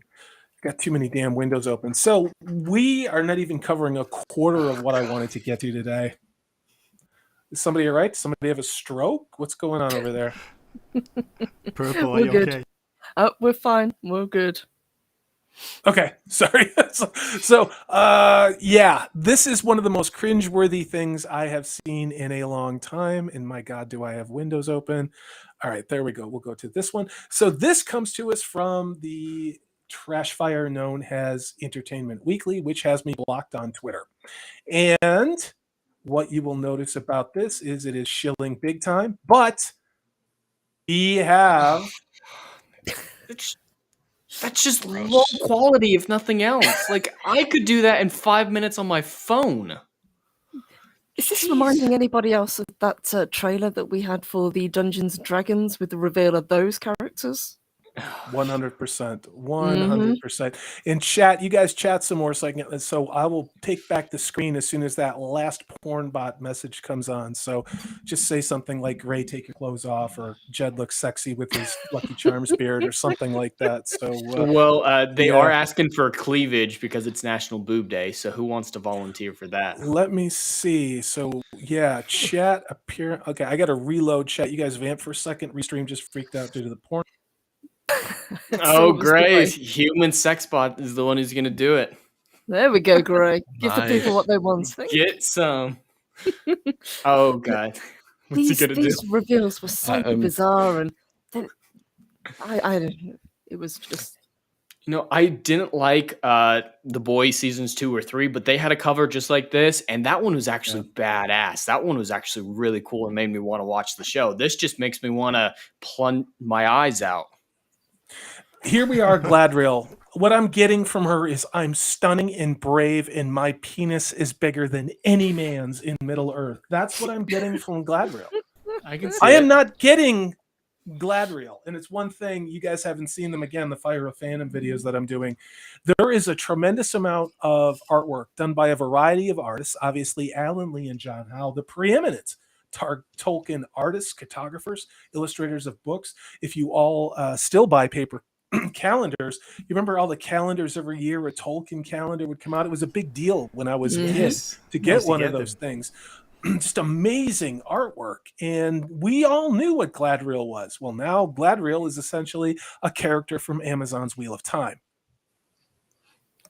She looks like she should be at Woodstock. I don't like the way she's looking down at us all, Salty. Look at that. Look. Well, she's got really big balls. She has a really big unit. She's got a gigantic sword on her back as well. Again, the biggest problem with I have with... Go ahead. Oh, the chainmail looks like she's wearing some type of torn nightgown. Yeah, that's hot. S&M polysexual Gladriel. Yes, Magitech Mags, Kate Blanchett is a better Gladriel. I agree, 100%. So here we go.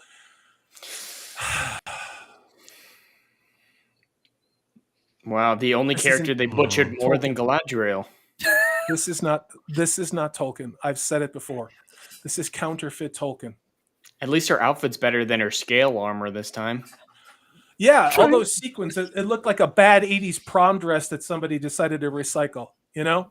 Look at this. Look at what she's wearing. That looks like a wedding dress you could buy at the mall with somebody hot glued some sequins on it and then went to Hot Topic to buy some medieval jewelry. This is the most low rent, tragically trash looking Tolkien thing I've ever seen. Look at this. I mean, I don't watch those crazy ass shows like on the History Channel or E or whatever it was, where they take all these moron designers and tell them they have to make something. What this looks like is like some of those designers who don't make it through the show and get flunked out early got to come on Amazon and design gowns from Middle Earth in the Second Age. This is terrible. This is what I would have expected back in the 90s in college from people who were majoring in theatrical costuming. I would have expected better than that from them 30 years ago. This is trash, but it is not Tolkien. And it's exactly the opposite of what they're trying to do. They're trying to sit there and say that this stuff is empowering, and it makes them look like complete shit. Well, it's the bigotry of low expectations. That's constantly what these woke people do. Look at that. 3 women in a row. Yeah. Look at this. What is he meant to be, for God's sake? I got to tell you what, Lollapalooza from 1991 and the Lilith Fair from 1995 want their opening act back, okay? This looks like that girl is saying, I don't want to wait for your love. You know that one who sang that, what the hell, Gilmore Girls theme song? That looks like, what the hell are we doing do not bash Gilmore Girls. That show is amazing. I will bash Gilmore Girls on my show, sir. Good day. I will fight you. I will fight you.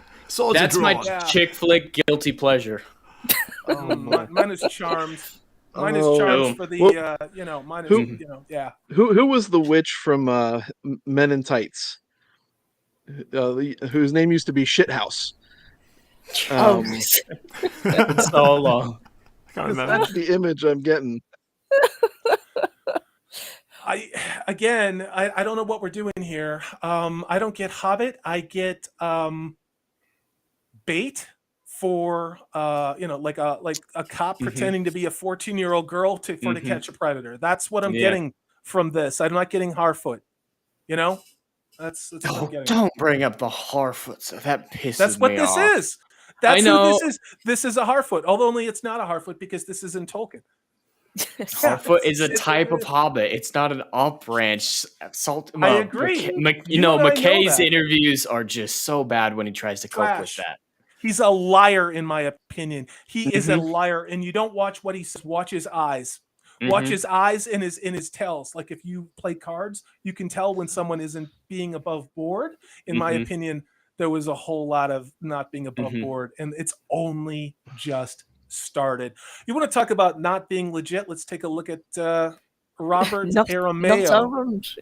Not What Elrond. the hell is this, Salty? Still doesn't have sideburns.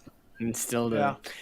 This is a very high bar, but I think he's the most miscast actor in the entire series. That's a really high bar, but he's just the least like his character of every single person, in my opinion. And the smug look that he ends up with at the end of this little clip or whatever the hell it is.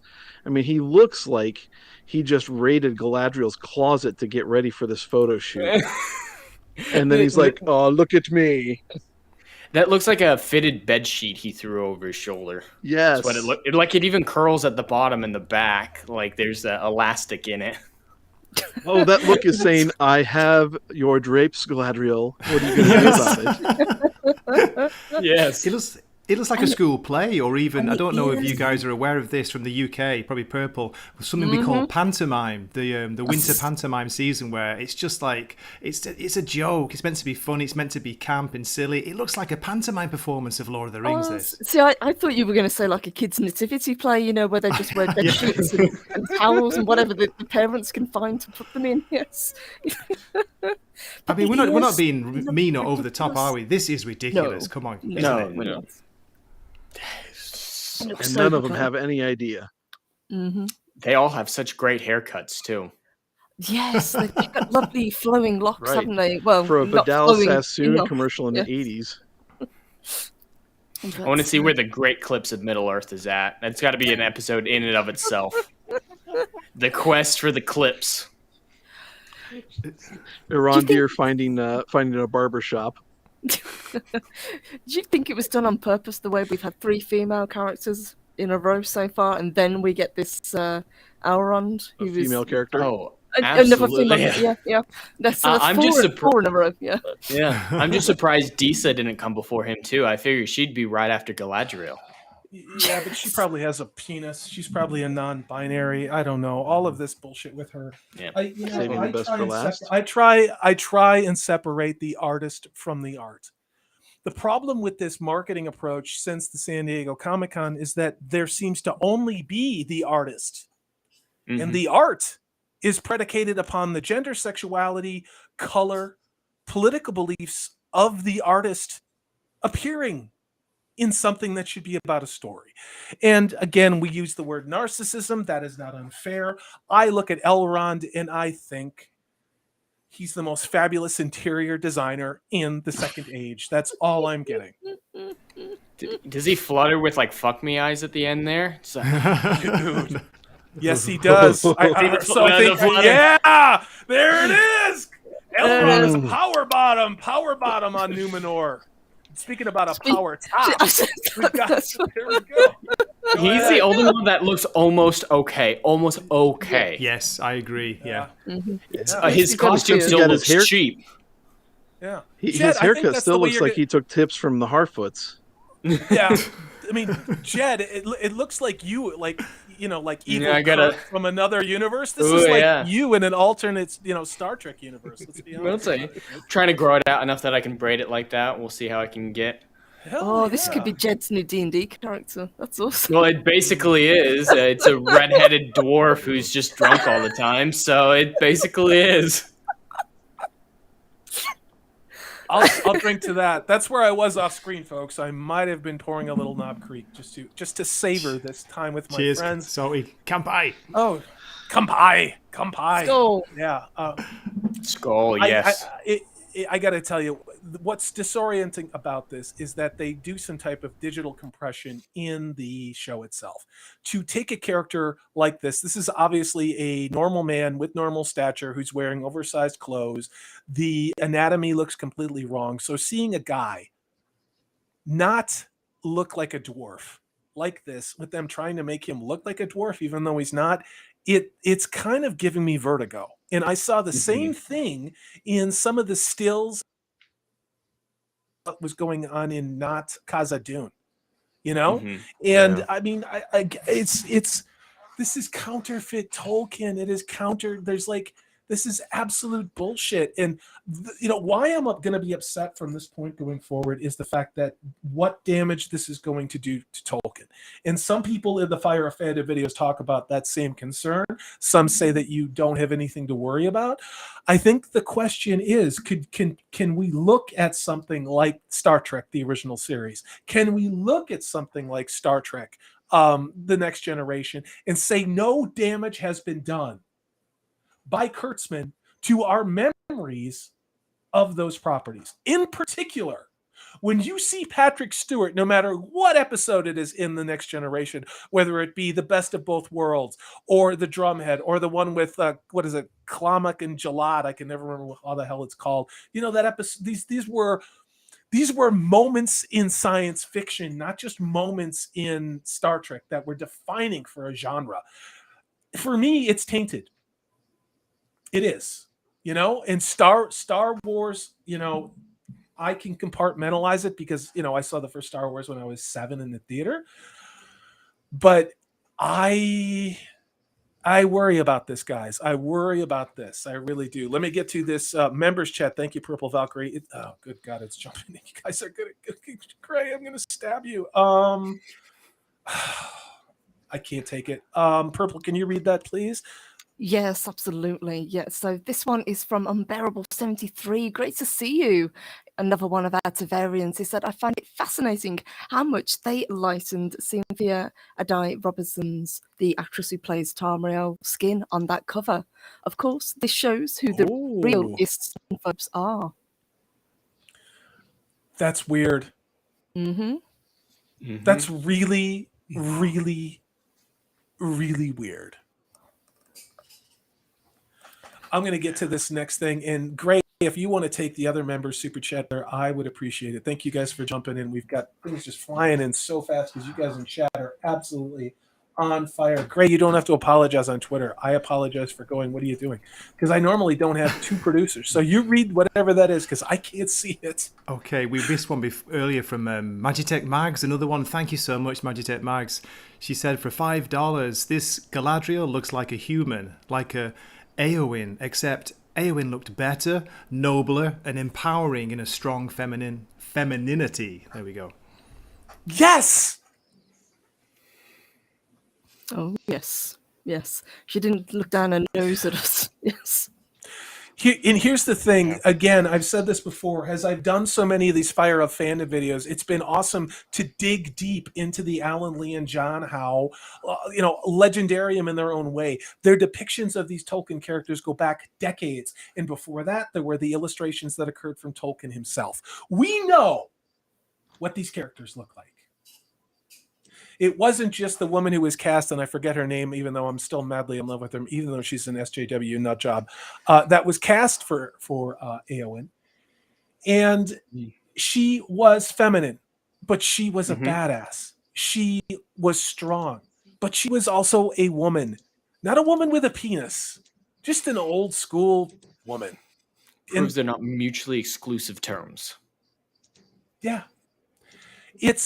It's tragic, and again and again and again, it's like every week I will say this and I will say this again. The way that they are depicting women is not as strong, independent women who are feminine and may want a man or need a man, but they're still individuals. Women like Gladriel have to be petulant, snarky, bitchy 14-year-old boys. And that is not doing, I think, that gender any favors. I think that's why J.K. Rowling has said a lot of the things that she has. I don't agree with a lot of the wackadoodle shit that woman says, but I like the world she created. And I like the fact that she knows there are two genders. I'm just going to say that. So, yeah. What is your take on that, Purple Valkyrie? Am I disempowering you as a woman speaking, with my born with a penis self, or what are your feelings about that? Yes. That's the patriarchy talking. No, you're absolutely right. You don't raise women up by giving them overtly masculine traits and then expecting people to instantly like them. There is nothing wrong with having feminine characters, as we have had pretty much throughout time, and Tolkien wrote himself. I do not want to see Galadriel, with a gigantic sword that's bigger than she is, racing across a battlefield. It's not the character. It's just bizarre. I'm going to give you guys a spoiler alert from the fire of the fandom videos. No one said Gladriel has their favorite character. People would reference Gladriel, but Gladriel was not human, obviously, but also she was transcendent. She was layers and yards above Gandalf in her own way. Yep. Got it, Gray. So Thunder Sensei 199 says it looks like B-grade Greek. I'm going to start this one again. It looks like B-grade crap on Rain in the CW. You're right. You know what else did? The Wheel of Time. Yeah. This is like the Wheel of Time, only with more money pissed away. And it's a damn tragedy what we could have gotten. You could have said the same thing about Wheel of Time. You could have said the same thing about Batwoman. You could have, Star Trek, Picard. You had Patrick Stewart back, and you did that. You had a walking loaded adult diaper apologizing, and that's what you did. That's what you did. Are we shocked that they're going to do it? It's heartbreakingly bad. And let me get to this other super chat. This one is from Mr. Tickle Trunk. Hail to you. Great to see you. For $2 Canadian. Says Elrond looks like he pees sitting down. Sorry. Not wrong. Nope. I can't make a joke better than you already have, Mr. Tickle Trunk. You're not wrong. I want to make a hermaphrodite joke, but I can't. Yeah, Mr. Tickle Trunk, that was spot on, my brother. And now we've got another one. This is from Mr. Tickle Trunk, who's going for double trouble, like Stevie Ray Vaughan says. Elrond is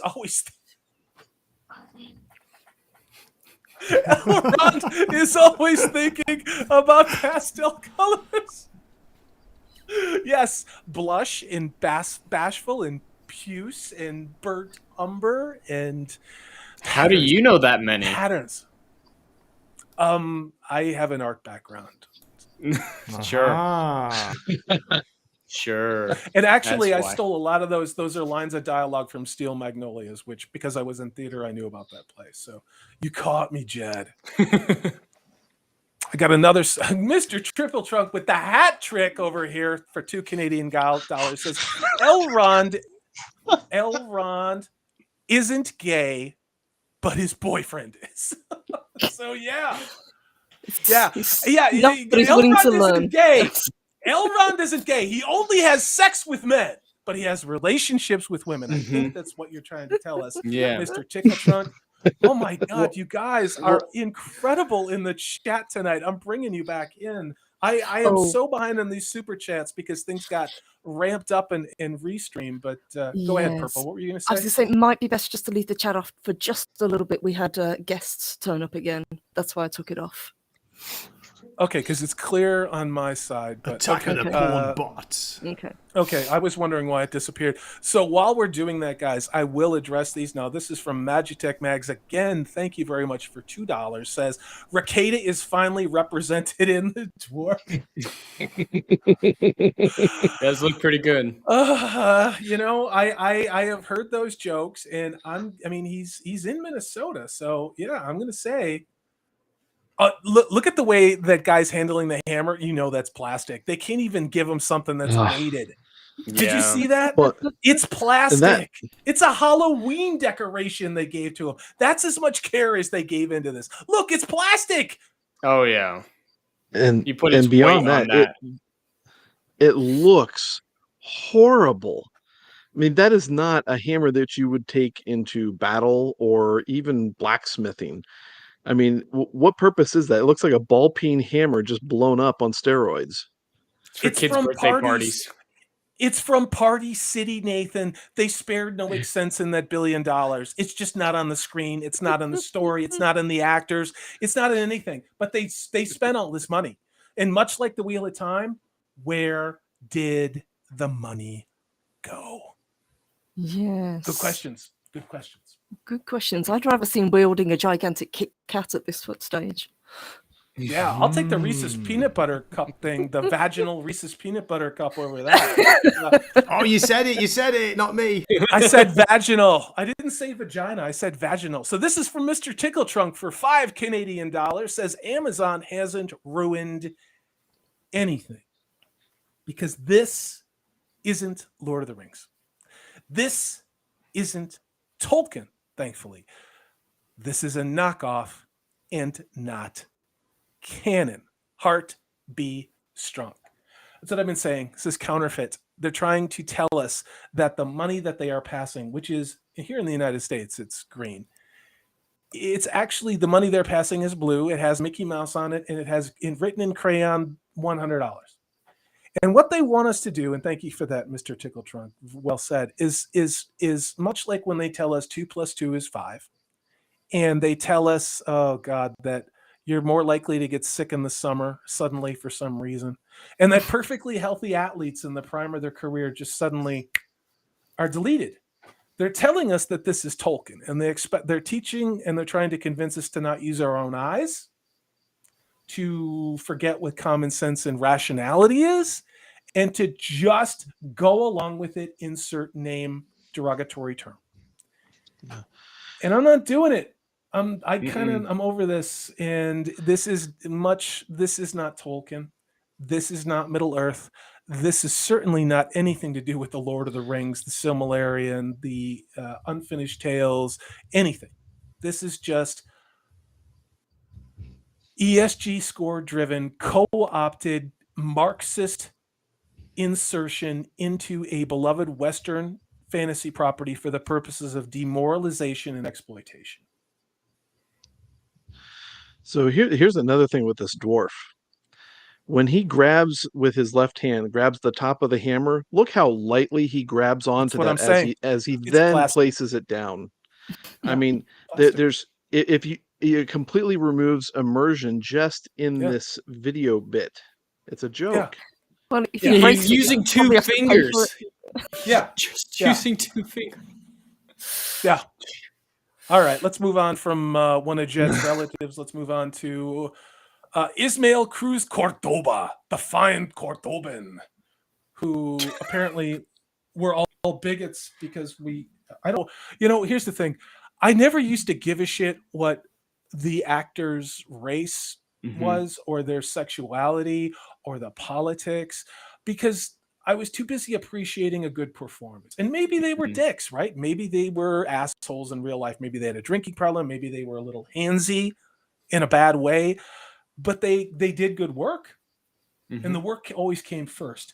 I don't know where the work is, guys, in any of this. All I see is I'm a nationality of this, and my gender is that, and I identify as this, and I like to stick my junk in that, and I like this junk stuck in me, and my politics are this. And it's like,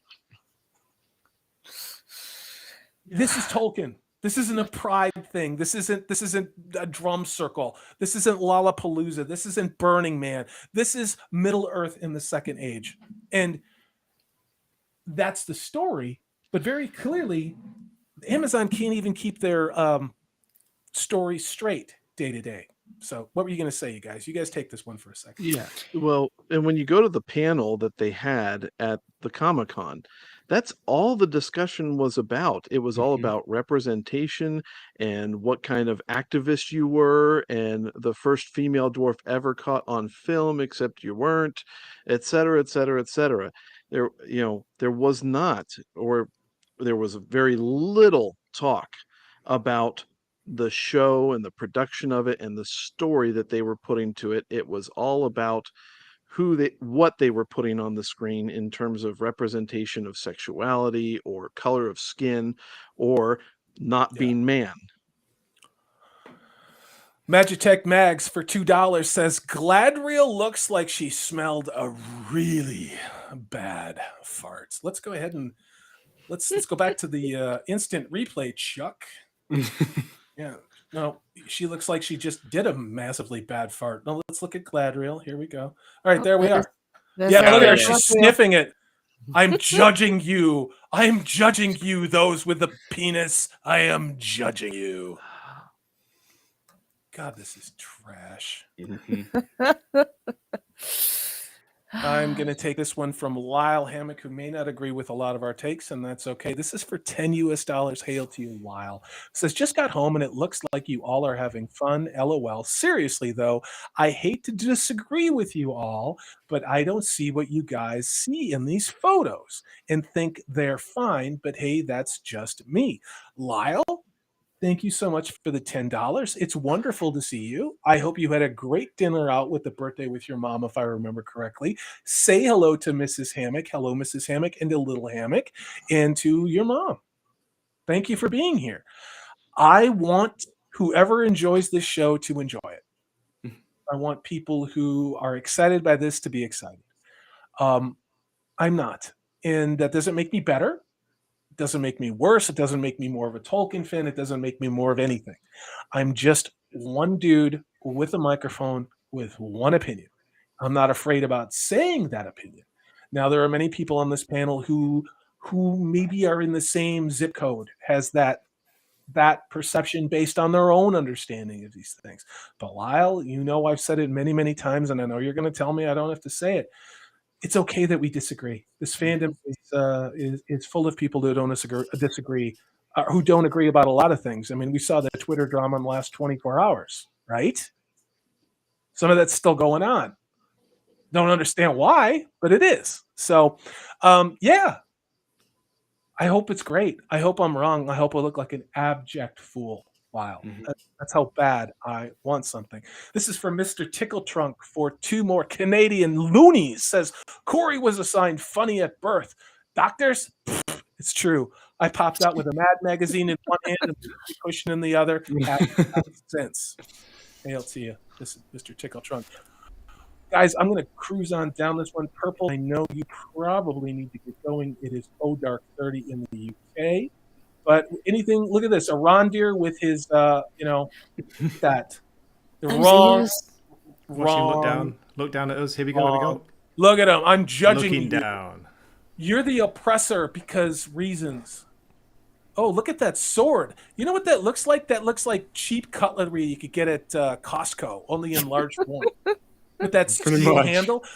Tell me about, Jed, you guys who know weapons, why would you not want to have a wrapped hilt to your blade? Why would anybody ever want to walk around with bare steel or bare silver or whatever it is as a grip? What could possibly go wrong with a weapon like that, guys? Well, it's hard to grip and it hurts. You got to hold that thing pretty tightly, and those edges, they're not usually clean and rounded, depending on the type of hilt you have underneath. At least the ones that I've designed are usually square, and then the hilt goes on top. But yeah, they would just be painful and hard to swing, slippery. Your sweat gets on it, slides back and forth. Anybody else? from a martial perspective, using a weapon without grip on the hilt, what would happen when you come into contact? Gray or Mana Manethrin, any takes on that guy? You lose your grip. Lose your Slip out. fingers. Thank you. Lose your Yeah. fingers very quickly. Oh, but it's fine. He's got a quiver of arrows on his back, but no bow. That's right. and he catches arrows too, so Yes, it's all good. Mhm. it's probably Why where he does he got even those need a from. quiver? Yeah, why does he even need a quiver? He'll just catch oncoming fire. Yeah. I look at the chest piece and I am deeply bothered by it because, again, it looks like cosplayer. Mm-hmm. It looks like somebody went to Party City and grabbed the what is it, the Old Man of the Forest thing that It's all the the Green Man. Yeah. Thank you. Yeah. That Green Man mural that a lot of Yep. people have in their kitchens. You know? Well, Yeah, before we one- move one on of- real fast. Go ahead. Oh, go ahead. Before we move on real fast, I want to say when it comes to like race swaps and stuff like this, the tools I use, I always ask myself, what are the method, motivation, execution for a decision like this? Because just like Salty was saying, not a lot of us really cared about an actor's race or orientation or gender, just if they could do the part. And I imagine a lot of us, if Ian McKellen wasn't available for some reason, Morgan Freeman might have made a really cool Gandalf. But we know that their motivation for this decision is horrifically in the wrong place by all these interviews that are coming out, where they're like, oh, this is the first this is the first that. That is the proof we need to know that the motivation's bad. And if the motivation's bad, we know the method and execution of the race swap, the gender swaps, any other type of lore change like that are going to be coming at it from a bad perspective. And so we'll be tainted from the very start. To say a lot of these decisions were made in bad faith to Tolkien is a radical understatement. If you watched what Payne and McKay did at that Comic-Con panel, they were essentially like children lying, in my opinion. The dog ate my homework. It wasn't me who ate the last cookie. It's not me who burned down the garage, even though you found me with matches in my hands and my fingers were burnt. They're literally making up, in my opinion, lies. And yeah, I don't know. Well, it's further supporting the thing you said about their narcissism, acting like they're 3-year-olds, lying like they're 3-year-olds is further supporting that. Mr. Tickle Trunk, you are crazy. Thank you very much. 2 more loonies and a heart. Well, we love you too, Mr. Tickle Trunk. Thank you for being here. Purple, this is somebody that is in your chats quite frequently, if I'm not mistaken. Yes, indeed, and it's always great to see him. He always has some very, very funny takes, so always makes me smile. And just saying his name, it always brings a smile to my face, as it should. Absolutely. Absolutely. What a great name, Mr. Tickle Trunk. Gray, you had something from Anthony Peterson. Would you mind sharing that? Yeah, just a nice comment, and good to see the positive comments too. Anthony Peterson was saying he's still going to give the show a chance for the first season. I think like a lot of people are. I'm hoping for some fun fantasy entertainment. Now, I've been there before. I've been there with Wheel of Time. I've been there with The Witcher season 2. I was hoping for, even things like, believe it or not, Moon Knight, Kenobi. I was, always give things a chance, and I wanted to enjoy them. And then they just... They made me not enjoy it, Salty. They're taking the things that we used to love, they're taking our fandoms, and they're telling us like, no, you're wrong. This is how it's supposed to be. What you've had until now is wrong. What you were saying a minute ago about the race swaps, I never used to even think about what race a character or an actor was until they made us and told us that we had to think about it, and we've been thinking about it all wrong all this time. Okay, that's it. Little rant over. Sorry. No, you rant all you guys want. Seriously, you guys jump in with that. Your takes are just as valid as mine.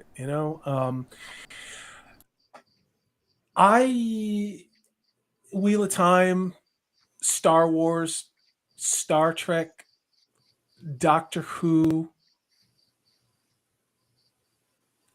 I can't give anybody a benefit of any doubt anymore. No. I think in the case of this show, I want this to be great in so many ways. Just like I wanted Robert Jordan's World to be great. I wanted it to be good. It wasn't. Neither has anything that Disney Star Wars has done. Wasn't. Neither has anything since The Next Generation, to me, hasn't been good Star Trek. They're telling us what they're doing. we're not able to interpret that. They're telling us why they're doing what they're doing. Could we still have a good show because of that? Maybe. I think I had a better chance of winning that $1 billion lottery from Mega Millions than that reality. Smile. And I'm not Smile, saying Salty. that Smile. I take no joy in that. Wow. Now, this is another made-up character.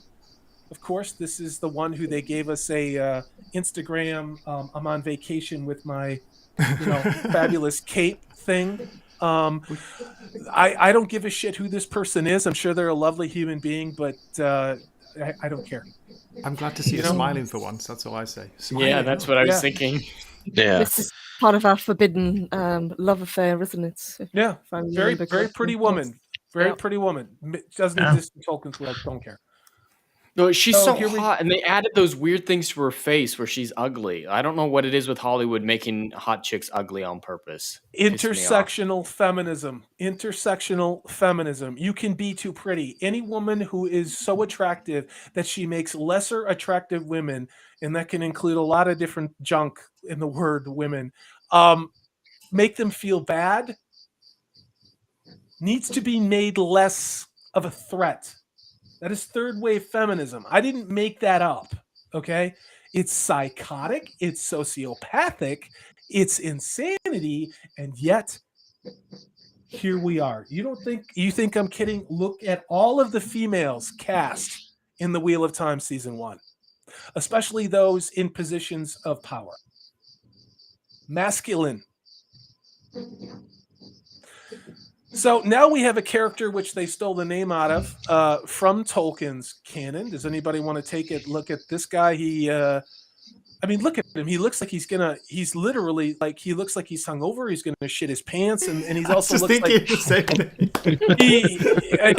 at him. He's like, oh my God, I shouldn't have eaten those oysters at that gas station. That's the way he looks. It's like, get out of the truck stop bathroom. I'm gonna lose it here. That's the way it looks.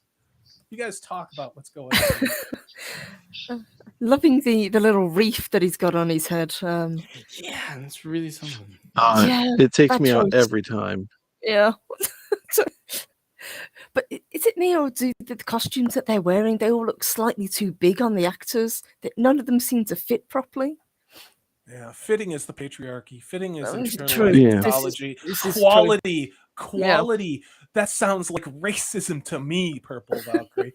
Jed, what do you think? What are you thinking about this, Jed, when you look at this guy with his I stole the curtains out of a Motel 6 in the 80s wardrobe? What do you think about this? Well, two thoughts go through my head. Does he have a white van and I'm hiding my children? That's what first came to my mind. I don't know what it is, but I get a strong that type of vibe from him. Yeah, he's got that. I think I'll buy Jeffrey's Island and do it better this time vibe. That's the way he's got. Go ahead, Nathan. Yeah, I look at this and I can't help but think he looks not like an elf. He looks like he should be. His build looks like he should be from Gondor or Numenor. He's a human type of build, not this kind of flowing bodily type of form that we normally associate with elves, at least from my perspective. It's just a complete physical miscast. He looks like a little league coach here in town in very rural central Texas. That's the guy that's going to be coaching the little league team. Good guy, drinks beer, drives a pickup truck, likes country music. Solid dude. He does not look like an elf in Tolkien's Second Age, but it's a good thing because this isn't Tolkien. Yeah. This is counterfeit. And it's remarkable how these images are just, they're terrible. They're objectively terrible. No, I mean, I'm somebody with a theater background. That doesn't mean anything. Usually it means poverty and whatever. I didn't get that as a major, thank God. But you know the difference, guys. And those of you who don't have a theater, you guys watch Babylon 5. It's dated as shit. It looks better than this. It looks really good. It looks really good. Babylon 5 looks better than this. Honestly, Buffy the Vampire Slayer. Spike would be a better elf than this Joe Six-Pack, I'm going to get in the Look at F-150. the guys. get Look at another... the ears. I'm being picky Yeah. here, but seriously, just look at the ears when he gets close. The close-up. Yeah. It looks like sumo wrestlers' ears. Where they've or judo Thank trainers' you. ears. They're all like cauliflower ears. Yeah, that's the one. The cauliflower. It's just weird. I do think Luke Hammock in the chat is correct that he, of the elves, looks the most elf-like, but that is such a low bar that it's pathetic. Lyle, I'm not trying to be funny, but I will say this. If you remember... Lyle. Lyle. I don't... I'm just going to say I appreciate that. That's an interesting take. And I hope you're right. I really do. This is from Mr. Tickletrunk for 5 loonies. Said, I hope the actors' carriers can survive this oncoming inevitable embarrassment. I want all of them to be able to move on and laugh looking back. Well, I will tell you what they did. And Mr. Tickletrunk, thank you for your multiple super chats tonight. It is wonderful to have you here. You guys in chat have completely derailed the show, and that's what makes this fun. I mean that. This is one of the best things ever.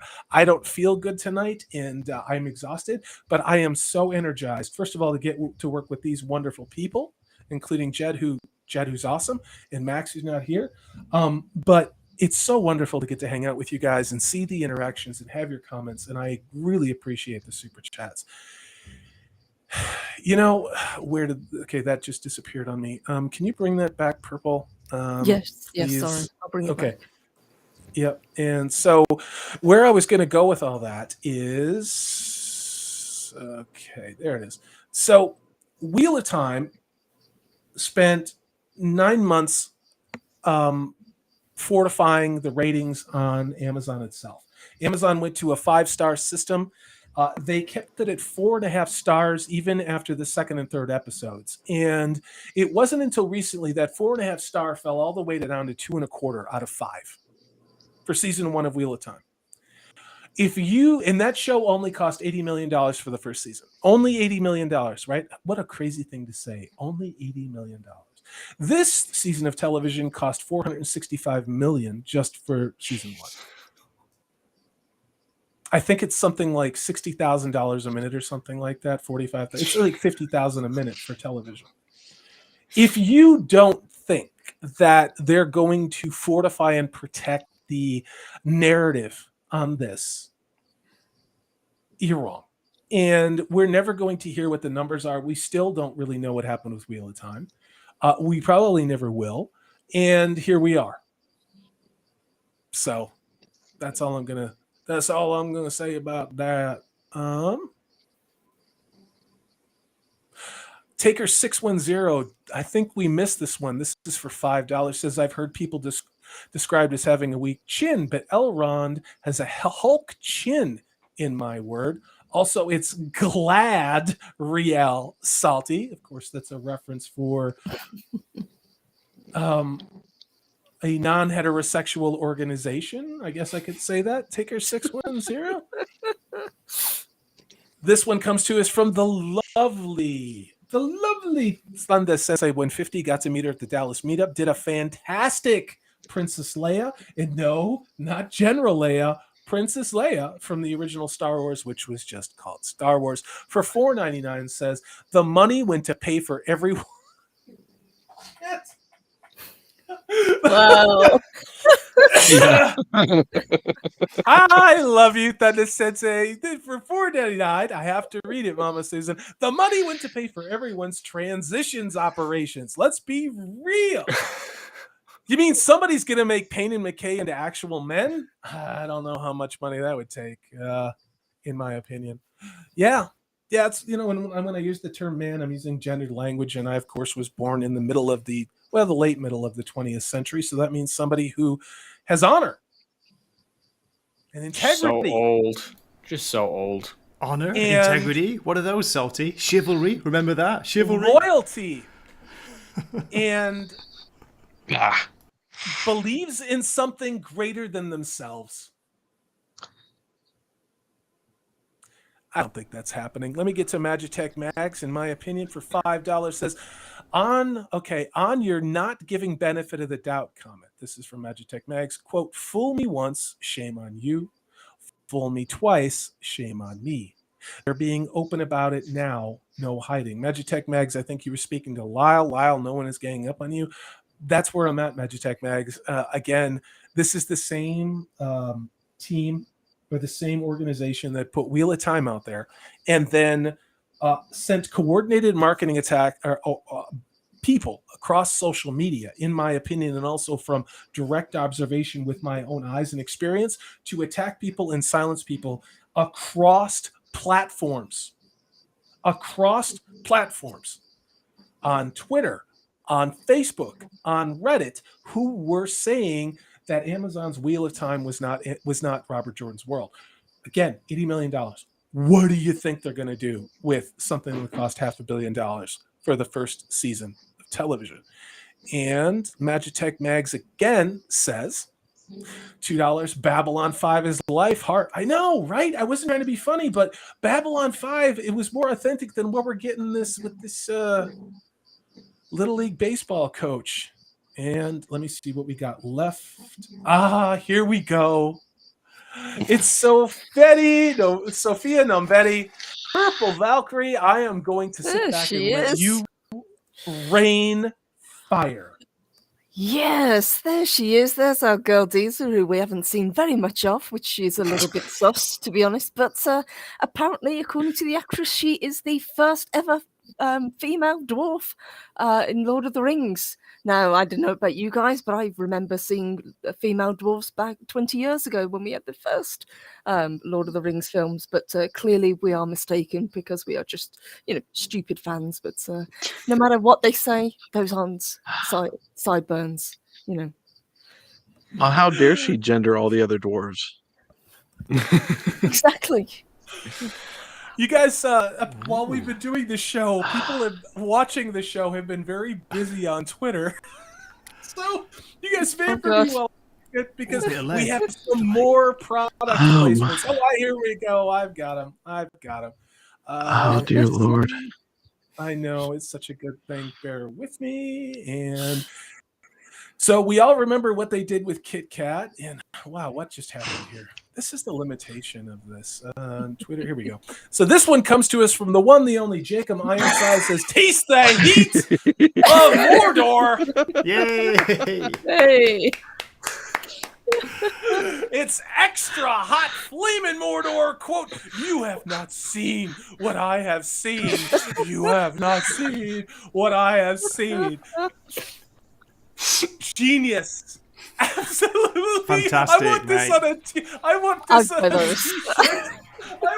on a t-shirt. Please let this be real. Cheetos, Frito-Lay, for the love of God, write the check to Amazon. I will buy a case of these just so I can eat them on air and get the orange mouth and rub it all over myself like Aswood to look like Gladriel for the premiere.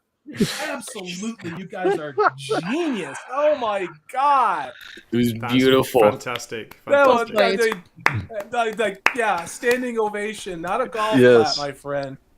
Good Lord, you all are awesome and amazing. Can I just say that? Unbelievable. All right, let's go back to Princess. It's all about me, and my chunky. Look at that leg there, Zoe. Yeah, that's what I was thinking. Yeah. All I could think of is Wilford Brimley going diabetes, but I'm an instant of I was looking for Princess Leia hiding underneath, peeking out. Yeah. What's your take on this, Nathan? What do you think? Are you aroused, or what do you think? What's going on? This is beyond words how bad this is. It's like it's like this person coming up saying, "I'm so proud to be who I am," even though there's absolutely no fucking reason why she should be saying that. I mean, this is a joke. I'm going to be honest with you. It's intentional, the fact that they're showing her body more than the other women. Mm-hmm. This is intersectional feminism. The other women who are, let's say, proportional or healthy, they need to be covered up and modest so that they don't make those that aren't feel bad. And again, this is not seeing ghosts. This is intersectionalism. Mm-hmm. All of this is messaging. Every single thing is deliberately done with an ideological agenda. You get to see her legs? Mhm. Because we have to represent differently weighted, which is another word for perhaps unhealthily weighted people in prominent positions to make them look sexy. And furthermore, Salty, how that they finish her pose, she is giving the seductive look more than none of the other women have been giving this ending seductive look. She's the one doing it. But you know why? Because she heard we had the Yeah. flaming extra hot Cheetos that had Gladriel. They have the Mordor heat. She's Oh, like, so hey, it's not a I need seductive some. I look. need me It's some. She's the one who had the Cheetos sprinkled in her hair. Remember in the Vanity so Fair so article? it's so it's not a seductive You look. know why? She was dumping the bag like this to get the last of the Cheeto dust, and it got on her hair. So it's not she a looks like seductive she's look. wearing She's a looking at garbage you bag saying, right now. "Oh yeah," but she's looking at you saying, "You have cupcakes." Yeah. Yeah. Mud flaps. My girl's got them, to quote. This is Spinal Tap. I don't care. Whatever. I remember that song. That's a classic. If you're offended, go to Ryan Cannell's show. I'm sure you'll find nothing there to offend you or anybody else's show. I love Ryan. There's absolutely no disrespect there. Let me get to this super chat. Oh, yeah. This one is from Anthony Peterson Hale for $5 says JSM did a lot with a small budget. That, of course, is the creator of Babylon 5. Great writing and world building. Great writing and world building. Great lesson for Amazon on how to stretch your production budget. Agreed. But his objective was to create a rich fantasy, I sound like Sean Connery, a rich fantasy world, and that he cared about. That's not what this show is about. This is about Payne and McKay hitting ESG score goals. They've been telling us since February how this is about race and representation, and they said it again at San Diego. And not only that, there was a question, and I saw it, that are we going to see handicapped people in The Lord of the Rings? Because it was really important to this person who totally wasn't a paid shill from Amazon. Totally, with like the elf ears that were exactly the same way as the elf ears look on the elves of the show. Totally wasn't an Amazon plant, you guys. Asking about, are we going to see handicapped people? Because it's really important that I see handicapped people represented on the screen. That's their question. Mentally handicapped, absolutely. Yeah, well, you got Payne and McKay, so you already hit it out of the park. I don't know how you get more handicapped than that, in my opinion. But here we are. Even at San Diego Comic-Con, they have to, people say it's virtue signaling, and I don't think it's virtue signaling. I think it is signaling that ESG scores are being hit. And it's not for the investors in Amazon, it's for the real owners of all these things. The real people who kept Amazon going for decades when it never made $1. Just think about that. How many companies last that long? It's a good thing we had them during the COVID thing, though, right? Let me get to another super chat from Psychodwarf 9. Psychodwarf 9 for $2 says, love the beard, but she looks way too high upkeep. I know. If you met her in a bar and it's closing down and you drank a half a bottle of tequila and you're leaving on a plane tomorrow, sure. I'm not going to judge it, but yeah. Magitech Mags, yeah, if I offended you, you're in the wrong place. Says $5 super chat. Salty being extra salty tonight. No, I'm being extra hot. Extra Mordor hot. Wait. Mordor hot. Hail to you, Magitech Mags. Mordor hot. Speaking of Mordor hot, it's my boy Daniels for $10. Says race swap aside, no small thing. How is her behavior at all dwarf-like? Dwarves are very private about their female folk. Do they have princesses that flash legs and flaunt in front of the audiences? I would say no. I don't know. Purple Valkyrie, am I disempowering you as Great a woman? point. I mean, you've Great got to, point. First of all, Daniel, you're right. Mm-hmm. Second of all, this is not Tolkien. And this is just the tip of the not Tolkien counterfeit bullshit from Amazon iceberg. Yes, you can just toss this on the pile of not Tolkien, but yeah, you're absolutely right. The whole point of the dwarves was that it was almost indistinguishable between the male and the female dwarves because they all had beards. I would have actually really liked to have seen this actress with a beard. I think she could have made it work. But Yeah. yeah. Gray, how are you doing on time? Sorry, Gray, how are you doing on time? Do you got a split, mate? Are you good? 5 minutes and I've got to dash. Okay. So is that good? No, it's wonderful. Let me see how much of this travesty we have left. Ah, yes, there's Halbrand. And looks like a singer from an 80s grunge band in Seattle that probably would have OD'd, somewhere. Got some bad smile. horse. Almost a smile. Oh, he's smiling. Yeah, he's smiling Halbrand because he's in quotations. Yes. Yeah, he's smiling making the because villain he's the most Sauron. likable. Yeah, I'm a sympathetic villain. Hey. You've never seen a sympathetic villain before. The Superfans video, I could see that guy trying to save this Sauron. Yeah. I can change him. Okay. That's why he's that smiling was at the good. end. No, wait, you got to do it like this.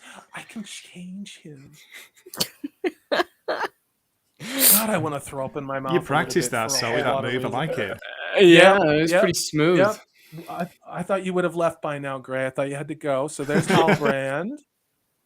Speaking of needing to go, look at this guy. This is definitely not someone who is criminally insane and should be nowhere near elementary schools. This is just a Harfoot. Just waiting for this one. Yes. Looks like an average San Francisco citizen. He looks so pissed off. Look at him. Yeah, he looks like I'm gonna burn down your Starbucks in Seattle because you wouldn't let me use the bathroom. That's what I'm getting from this guy. You didn't like my accent. You didn't like my accent. That's what he's saying. Skies are strange. Strange. He might be mad that he has to participate in this travesty of a show. That might be why he's so pissed off looking. Yeah. I just want to know, was this the stump double for Black Snake Moan? That's what I'm getting.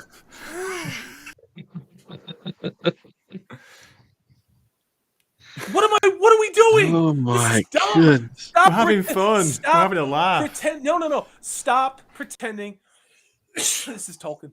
This is not Tolkien. This is not Middle Earth. This is not even based on the works of Tolkien. This is from the minds and the agendas of much lesser men. God, this is it's pathetic, and I'm embarrassed. I am embarrassed by this as someone who speaks English as my native language. To see this. God, this is dumb. Jesus. All right, then we got a Isildur who's obviously gay, not a threat. That when I think of Isildur, this is who I think of is hi, I'm Hey. hey. I think of Mr. Slave from South Park. But, Did you guys see the comments from one of the writers about Isildur? No. It was this whole interview was like, I really wanted to focus on the character of Isildur. How do we make Isildur's story tragic? Because he doesn't have a tragic story, so I really wanted to make him a tragic character. And I'm just like, have you seen just the prologue of Fellowship of the Ring? You read the book. He is so tragic already. How do you tragic up a tragic story? That's like saying Romeo and Juliet, not tragic. Let's just kill everyone instead. That's what real tragedy is. Man. When Peter Jackson was going to make the original trilogy, he went to Harvey Weinstein for backing.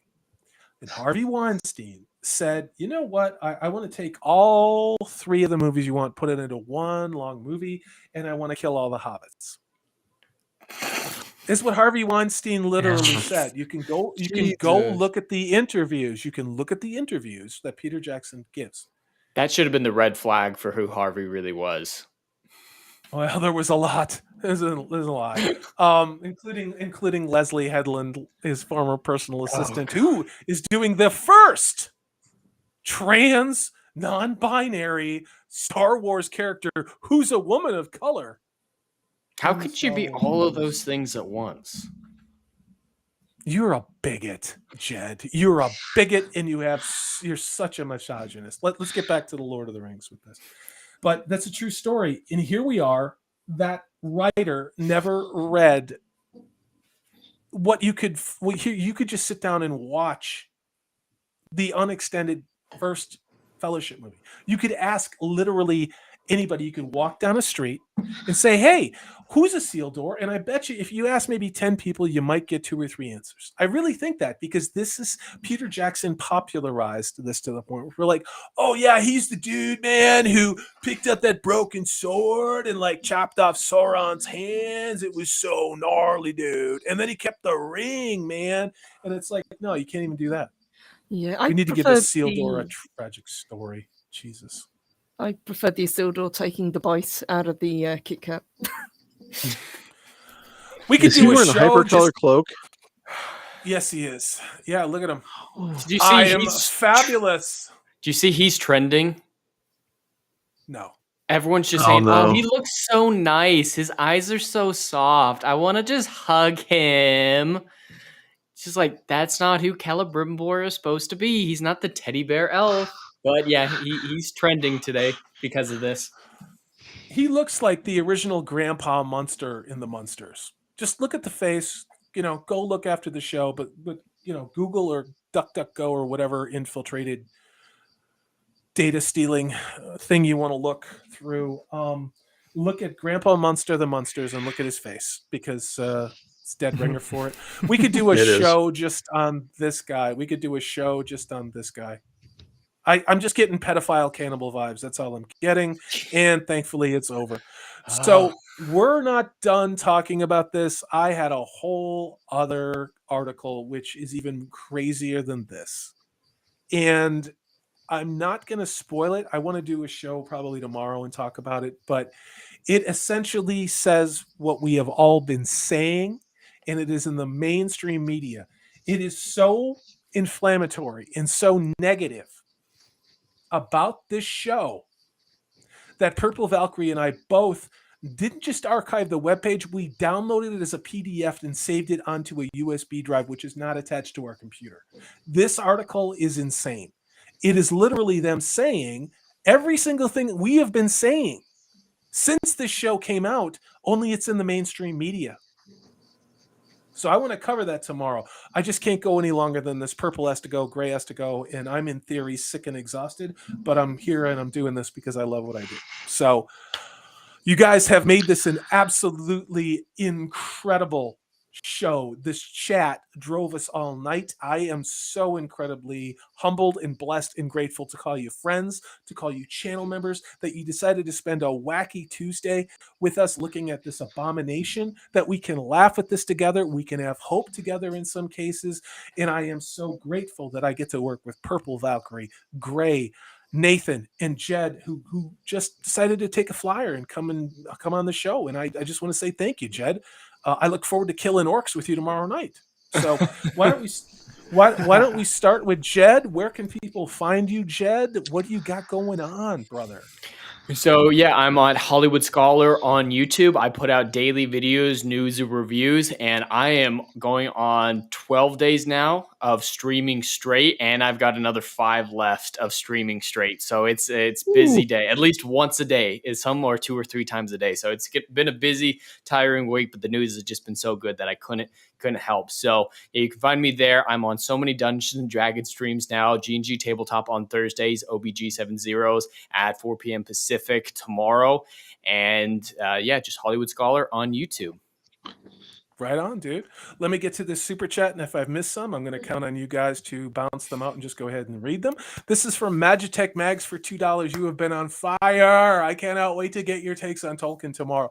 Says Sauron is so misunderstood. I'll do it again just because it makes Nathan. It arouses Nathan. I can fix him. I can fix him. God, the vapors. I can fix him. Yeah, whatever. Just lunatics. What do we got here? I want to welcome Mr. Tickle Trunk as a new member to the channel. Welcome to being one of the Wolf Brothers. We will add you, Kyle, if you're watching or watching on the replay. We will add you to our Twitter group if you're on the cesspool that is Twitter. We'd love to have you. You can see some of the crazy deepfake videos that I put that I don't put on YouTube there. And welcome aboard, sir. Welcome aboard. All right. What do you got, Gray and Purple? I'm going to let you guys take those. Yeah, I think we've got one more from Mr. Tickle Trunk. So big thank you. He says Babylon 5 is love. Not wrong there.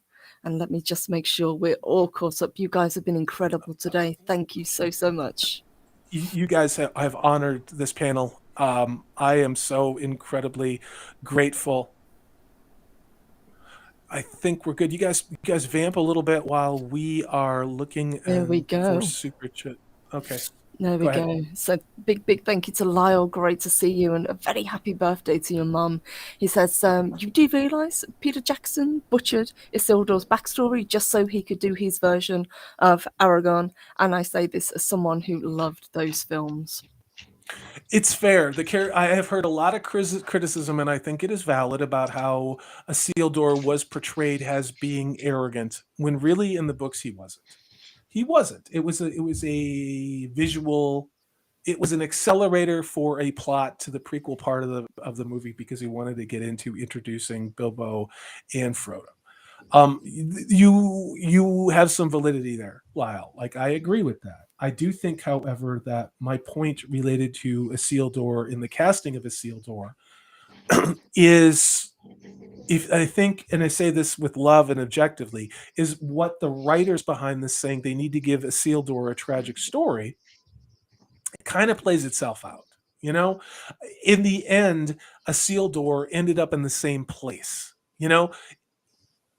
Instead of just having that 8 or 10 seconds on screen with a bunch of jump cuts so they could move on, obviously it was different, you know, but we're going on almost 3 hours. I can't think very clearly, and I should probably be in bed already, but I get where you're going. I understand, Lyle. I really do. And like I said, I want this show to be good. I want to eat every single one of my words. You guys are crazy. Amazon was, and speaking of crazy, Zach says, did you guys see the new featurette? Rings of Power's just dropping. No. Not yet, no. Can't keep up with it, can we, guys?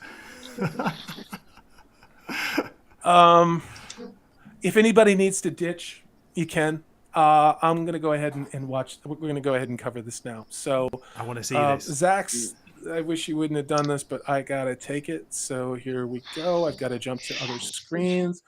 All right, guys. Gray, do you need to split, dude? No, I've got to see this down, mate. I've got to see it. I've got to stay. Good God. I'm sitting over here like, I don't want to. And Gray's like, nah, it's no big deal. Thanks a lot, dude. I'm sitting over here hustling for you. All right, here we go. We got it on screen. All right, so what we're going to do is we're going to take the chat out. We're going to get rid of this, and we're all going to watch what I'm sure will have assuaged every single one of our fears. So here we go. It hasn't been ratioed yet. All right, here we go. Okay.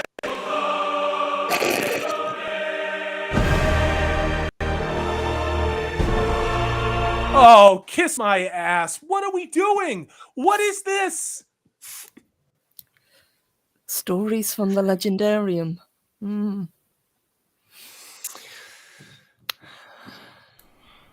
Oh, fuck it. We're getting behind the scene features before the damn thing's even dropped. It sucks that she looks more at home with the behind the scenes crew than she does in Middle Earth. Oh, hey, look, it's a picture of the director. The horse's ass. Yeah. Second Age is the great unfilmed story in... Oh, you can fuck right off, both of you clowns. I am just going to get angry. It's Dumb and Dumber. Look at the way he's looking. The other guy's looking at him like, hi. It's a bit like Matt Smith. Hey, that's an insult to Matt Smith. I know, I'm sorry. There's only one thing I can do, and it's like, I can change him. That's the vibe I'm getting. I am really angry right now, and I'm not angry for effect. I'm angry as someone who I have spent countless hours editing videos. 30 videos. With loving care. Everyone has their own music. Everyone has their own images. Everyone has their own artwork from Alan Lee, from John Howe, from other artists. I don't reuse the same images from any of the Peter Jackson's films when anybody talks about them. And I put more care and time into my Tolkien videos because I wanted your voices to matter more than these two with $1 billion. It is disgusting. To me, it is immoral, and it is an imperfect encapsulation of everything that Hollywood is current year. Liars. In Tolkien's entire legendarium, with the forging of the rings and the last lines. And we felt that that was the story that deserved to be told. Galadriel has been on a quest. What are we doing? Over 1,000 What are years. we doing? Why do I give a shit about any of this? What the fuck are we doing? What is this? Who cares? This is not helping their case. I didn't give a shit about this before. Now this is actively destroying Tolkien's legacy. This is absolutely bullshit. For this elusive, undiscovered, very real evil. Yeah, very real. Undiscovered. Evil. I can't watch a lot of this. I can't. This is about. I got to skip around. I'm sure it's going to be beautiful. We knew she couldn't do this alone. Every good quest needs a fellowship. Boom! There it is. Every good quest needs a fellowship. You know what? Every other thing that in the Second Age, it also needs hobbits. You know what else it needs? It needs Gandalf. Fuck this fucking show. Preach, Salty, preach. No, this is God damn it, man. This is counterfeit. This is a lie. Everything they're saying is a lie to cover the ideology that's in there, the intersectional feminism, the neo-Marxism, the destruction of Tolkien, all of this. I hope that you guys cover this. Okay? Yeah. I'm gonna lose my channel. This is a soundbite video that will sit there and say, hey, we're covering the legendarium of Tolkien so that all the stuff that you've previously read about, all the stuff that you've previously seen, no, what we're saying here in this very moment, you can just ignore everything previously. We're going to say this here. And then they'll subvert what they just said, but they can still go back and sit there and say, see, we've been honest in telling you that we are sticking with Tolkien and his legendarium because we really love this. And we're just going to treat it like shit. That's what their actions will say.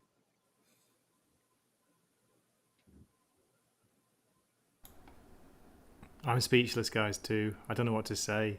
This is really unbelievable. Did they really say that we filmed the story that Tolkien couldn't write or didn't write? Or they're writing the novel that Tolkien never could. Oh, Jesus Christ. They actually said it. Because Tolkien would never sit there and take 2,000 years of history and then add stuff from the Third Age into a story that covers the span of 5 years. Yeah, that's just too much happening at once. All these different story ideas should be their own shows. The Fall of Numenor, own show. Forging of the Rings of Power, own show. Last Alliance, own show. Amen. It's too much. It is. You couldn't write Cliff Notes this bad. And Magitech Mags says something more artfully than my reaction to this.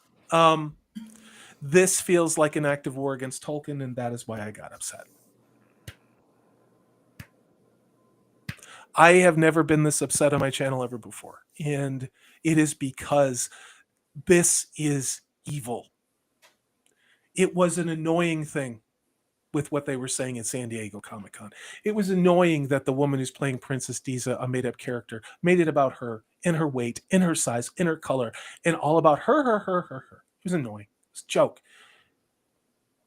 This is war.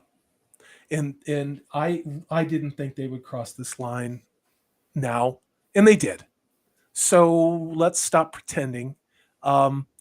This is anything other than deconstructing Tolkien. Everything that the Tolkien Society did, Gondor in transition, everything that horrible human being from the University of Glasgow, who was like a gender studies PhD student, was saying, who was a Tolkien scholar. You remember that with the piercings and the glasses and the pronouns. Everything that she was saying was not there to affect the show, but was there to cover for the show. It's all making sense now. Mhm. This Amazon, in my opinion, bought Tolkien to destroy him. Well, they laid it out and said that that was the case. You know, they said that they want to be up on the shelf with the Peter Jackson films, with the Tolkien books, but what they really mean is to push the others off the shelf. Daniel says, we're supposed to be excited about the actress playing Gladriel, not about the story of Gladriel. That's why this video exists. And yes, Lyle, I am genuinely that upset. Kayla Dare says it is so cringe and patronizing. It's very true. Daniel says maybe Tolkien just didn't know how to tell it. After all, he wasn't a very skilled author. It's true. J.D. Payne and Patrick McKay, obviously superior writers. Yep. Failed Star Trek Beyond writers. You know, that's just top notch. That means you're the best. Zax, who's apparently trying to give me an aneurysm. I wish you wouldn't have sent me this link. He said, Kyle, Tolkien wrote ever so sparingly. It's true. Tolkien just, you know, wasn't specific about things. Didn't get into a lot of detail. We didn't have any maps, any lineages, you know. It's not like his son had anything to Christopher, you know, did anything with it. Thank God Payne and McKay are there too. Shit down Tolkien's corpse's throat. This is from Ian Soforth for 10 pounds. Says, wow, Salty, I need a cigarette after that. You know, I really wish I still smoked, because I would probably do a whole pack right now. This is hard, you guys. I genuinely do not show you how upset this stuff makes me, because there's no point. There's no point in me spurting out. This was something I didn't expect to do tonight. I'm exhausted. And again, I wish I would have saved this for tomorrow, but this is about as real as it gets. This is how I feel. This is what Tolkien means to me. And if people think it's funny and that I'm acting, you don't know who I am. So, guys, let's get out of here. I can't watch any more of this. It's going to get worse. I'll probably do a video on this tomorrow. It's at a certain point where I can't take any more of this. I can't. I can't take any more of the mutilation of things that I love. When we invite them into our psyche, we risk the potential of being infected by them. Much like taking an inoculation, which isn't really approved. Yeah, I went there. And I had a really great time tonight. I did. And I think this just goes to show you that whatever we thought, as I said in the title of this show, about the Rings of Power, no matter what I think our worst case scenarios were, to me, it flew past that hours ago. And we still have a month to go. So brace yourself for things I'm going to predict are going to happen, which is that we are going to hear all about all of the non-gendered characters in Tolkien's world in the Second Age. We're going to hear about all the LGBTQ plus characters in Tolkien's Second Age. We're going to hear about how communism was fully functional in the Second Age. We're probably going to see people eating bugs. We're probably going to hear about how there were too many people in Tolkien's world causing some type of change to the weather. We're going to hear about all of this real world stuff that Payne and McKay told us would not be in this show. I can't wait. Let's go ahead. Jed, where can people find you? I need to get out of here and take a walk. So, find you again. What's the name of your channel? It's just Hollywood Scholar on YouTube, and I'm also on all other social media platforms, Hollywood Scholar, Holly Scholar, and a few places. But yeah, check me out on YouTube for daily videos and lots of live streams. Cool. Wakazashi's Tea House, you're drinking, so I have to ask you a question. What's going on with you? Where can people find you, brother?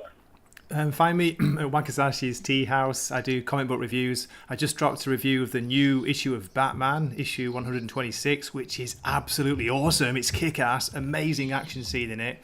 Otherwise, I'll be on live streams, hopefully, coming up to the weekend, and hoping to and looking forward to watching Sandman, believe it or not. It's something I love. I love the comics. I've got them all. I grew up reading them. So I'm giving the show a chance despite all the changes. Just put in quotes, all the changes. Okay, I'm going to give it a chance. Looking forward to talking about it with Purple and you guys as well. So thanks a lot tonight, guys. You've been amazing. It's so wonderful to have you here, Gray. I love when you can come on the show. This has been a blast. Thank you. Nathan, what about you? Where can people find you? What's your sub count? Refresh that title. Tell me where we're at. Sub count is sitting at 99. Oh, come on.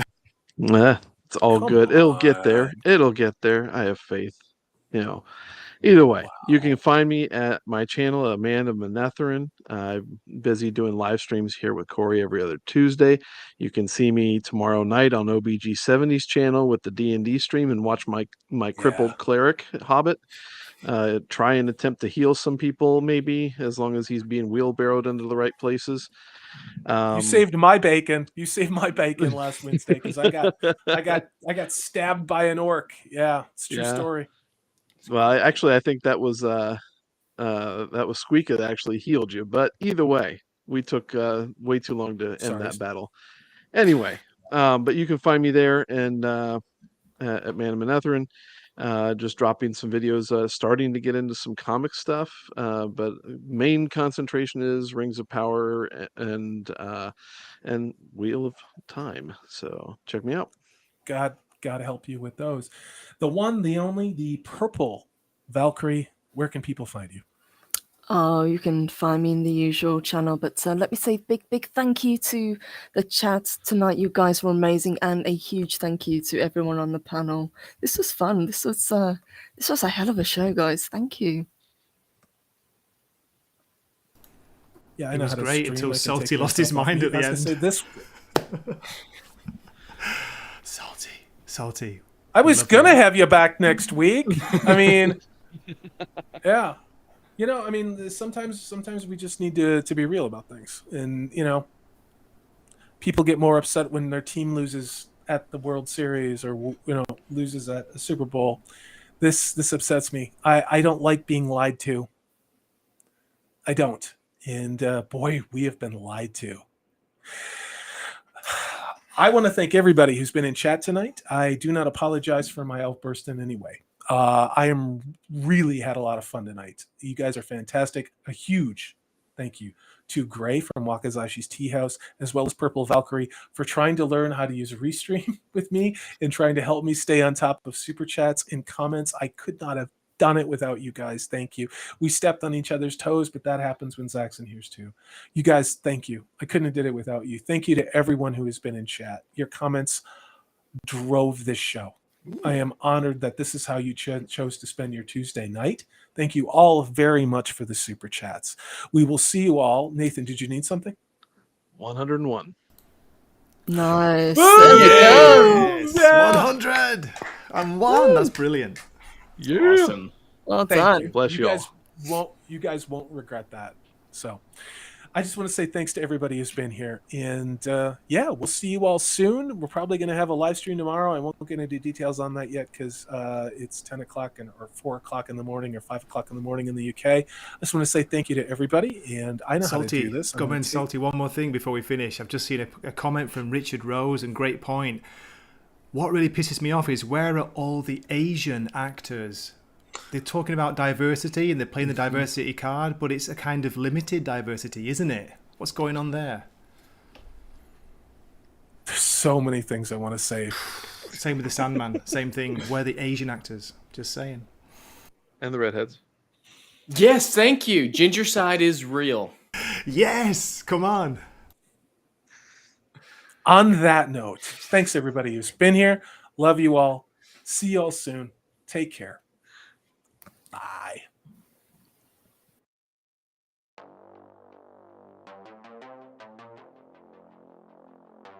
As ever, this is Salty Texas Sea. I am Corey DB.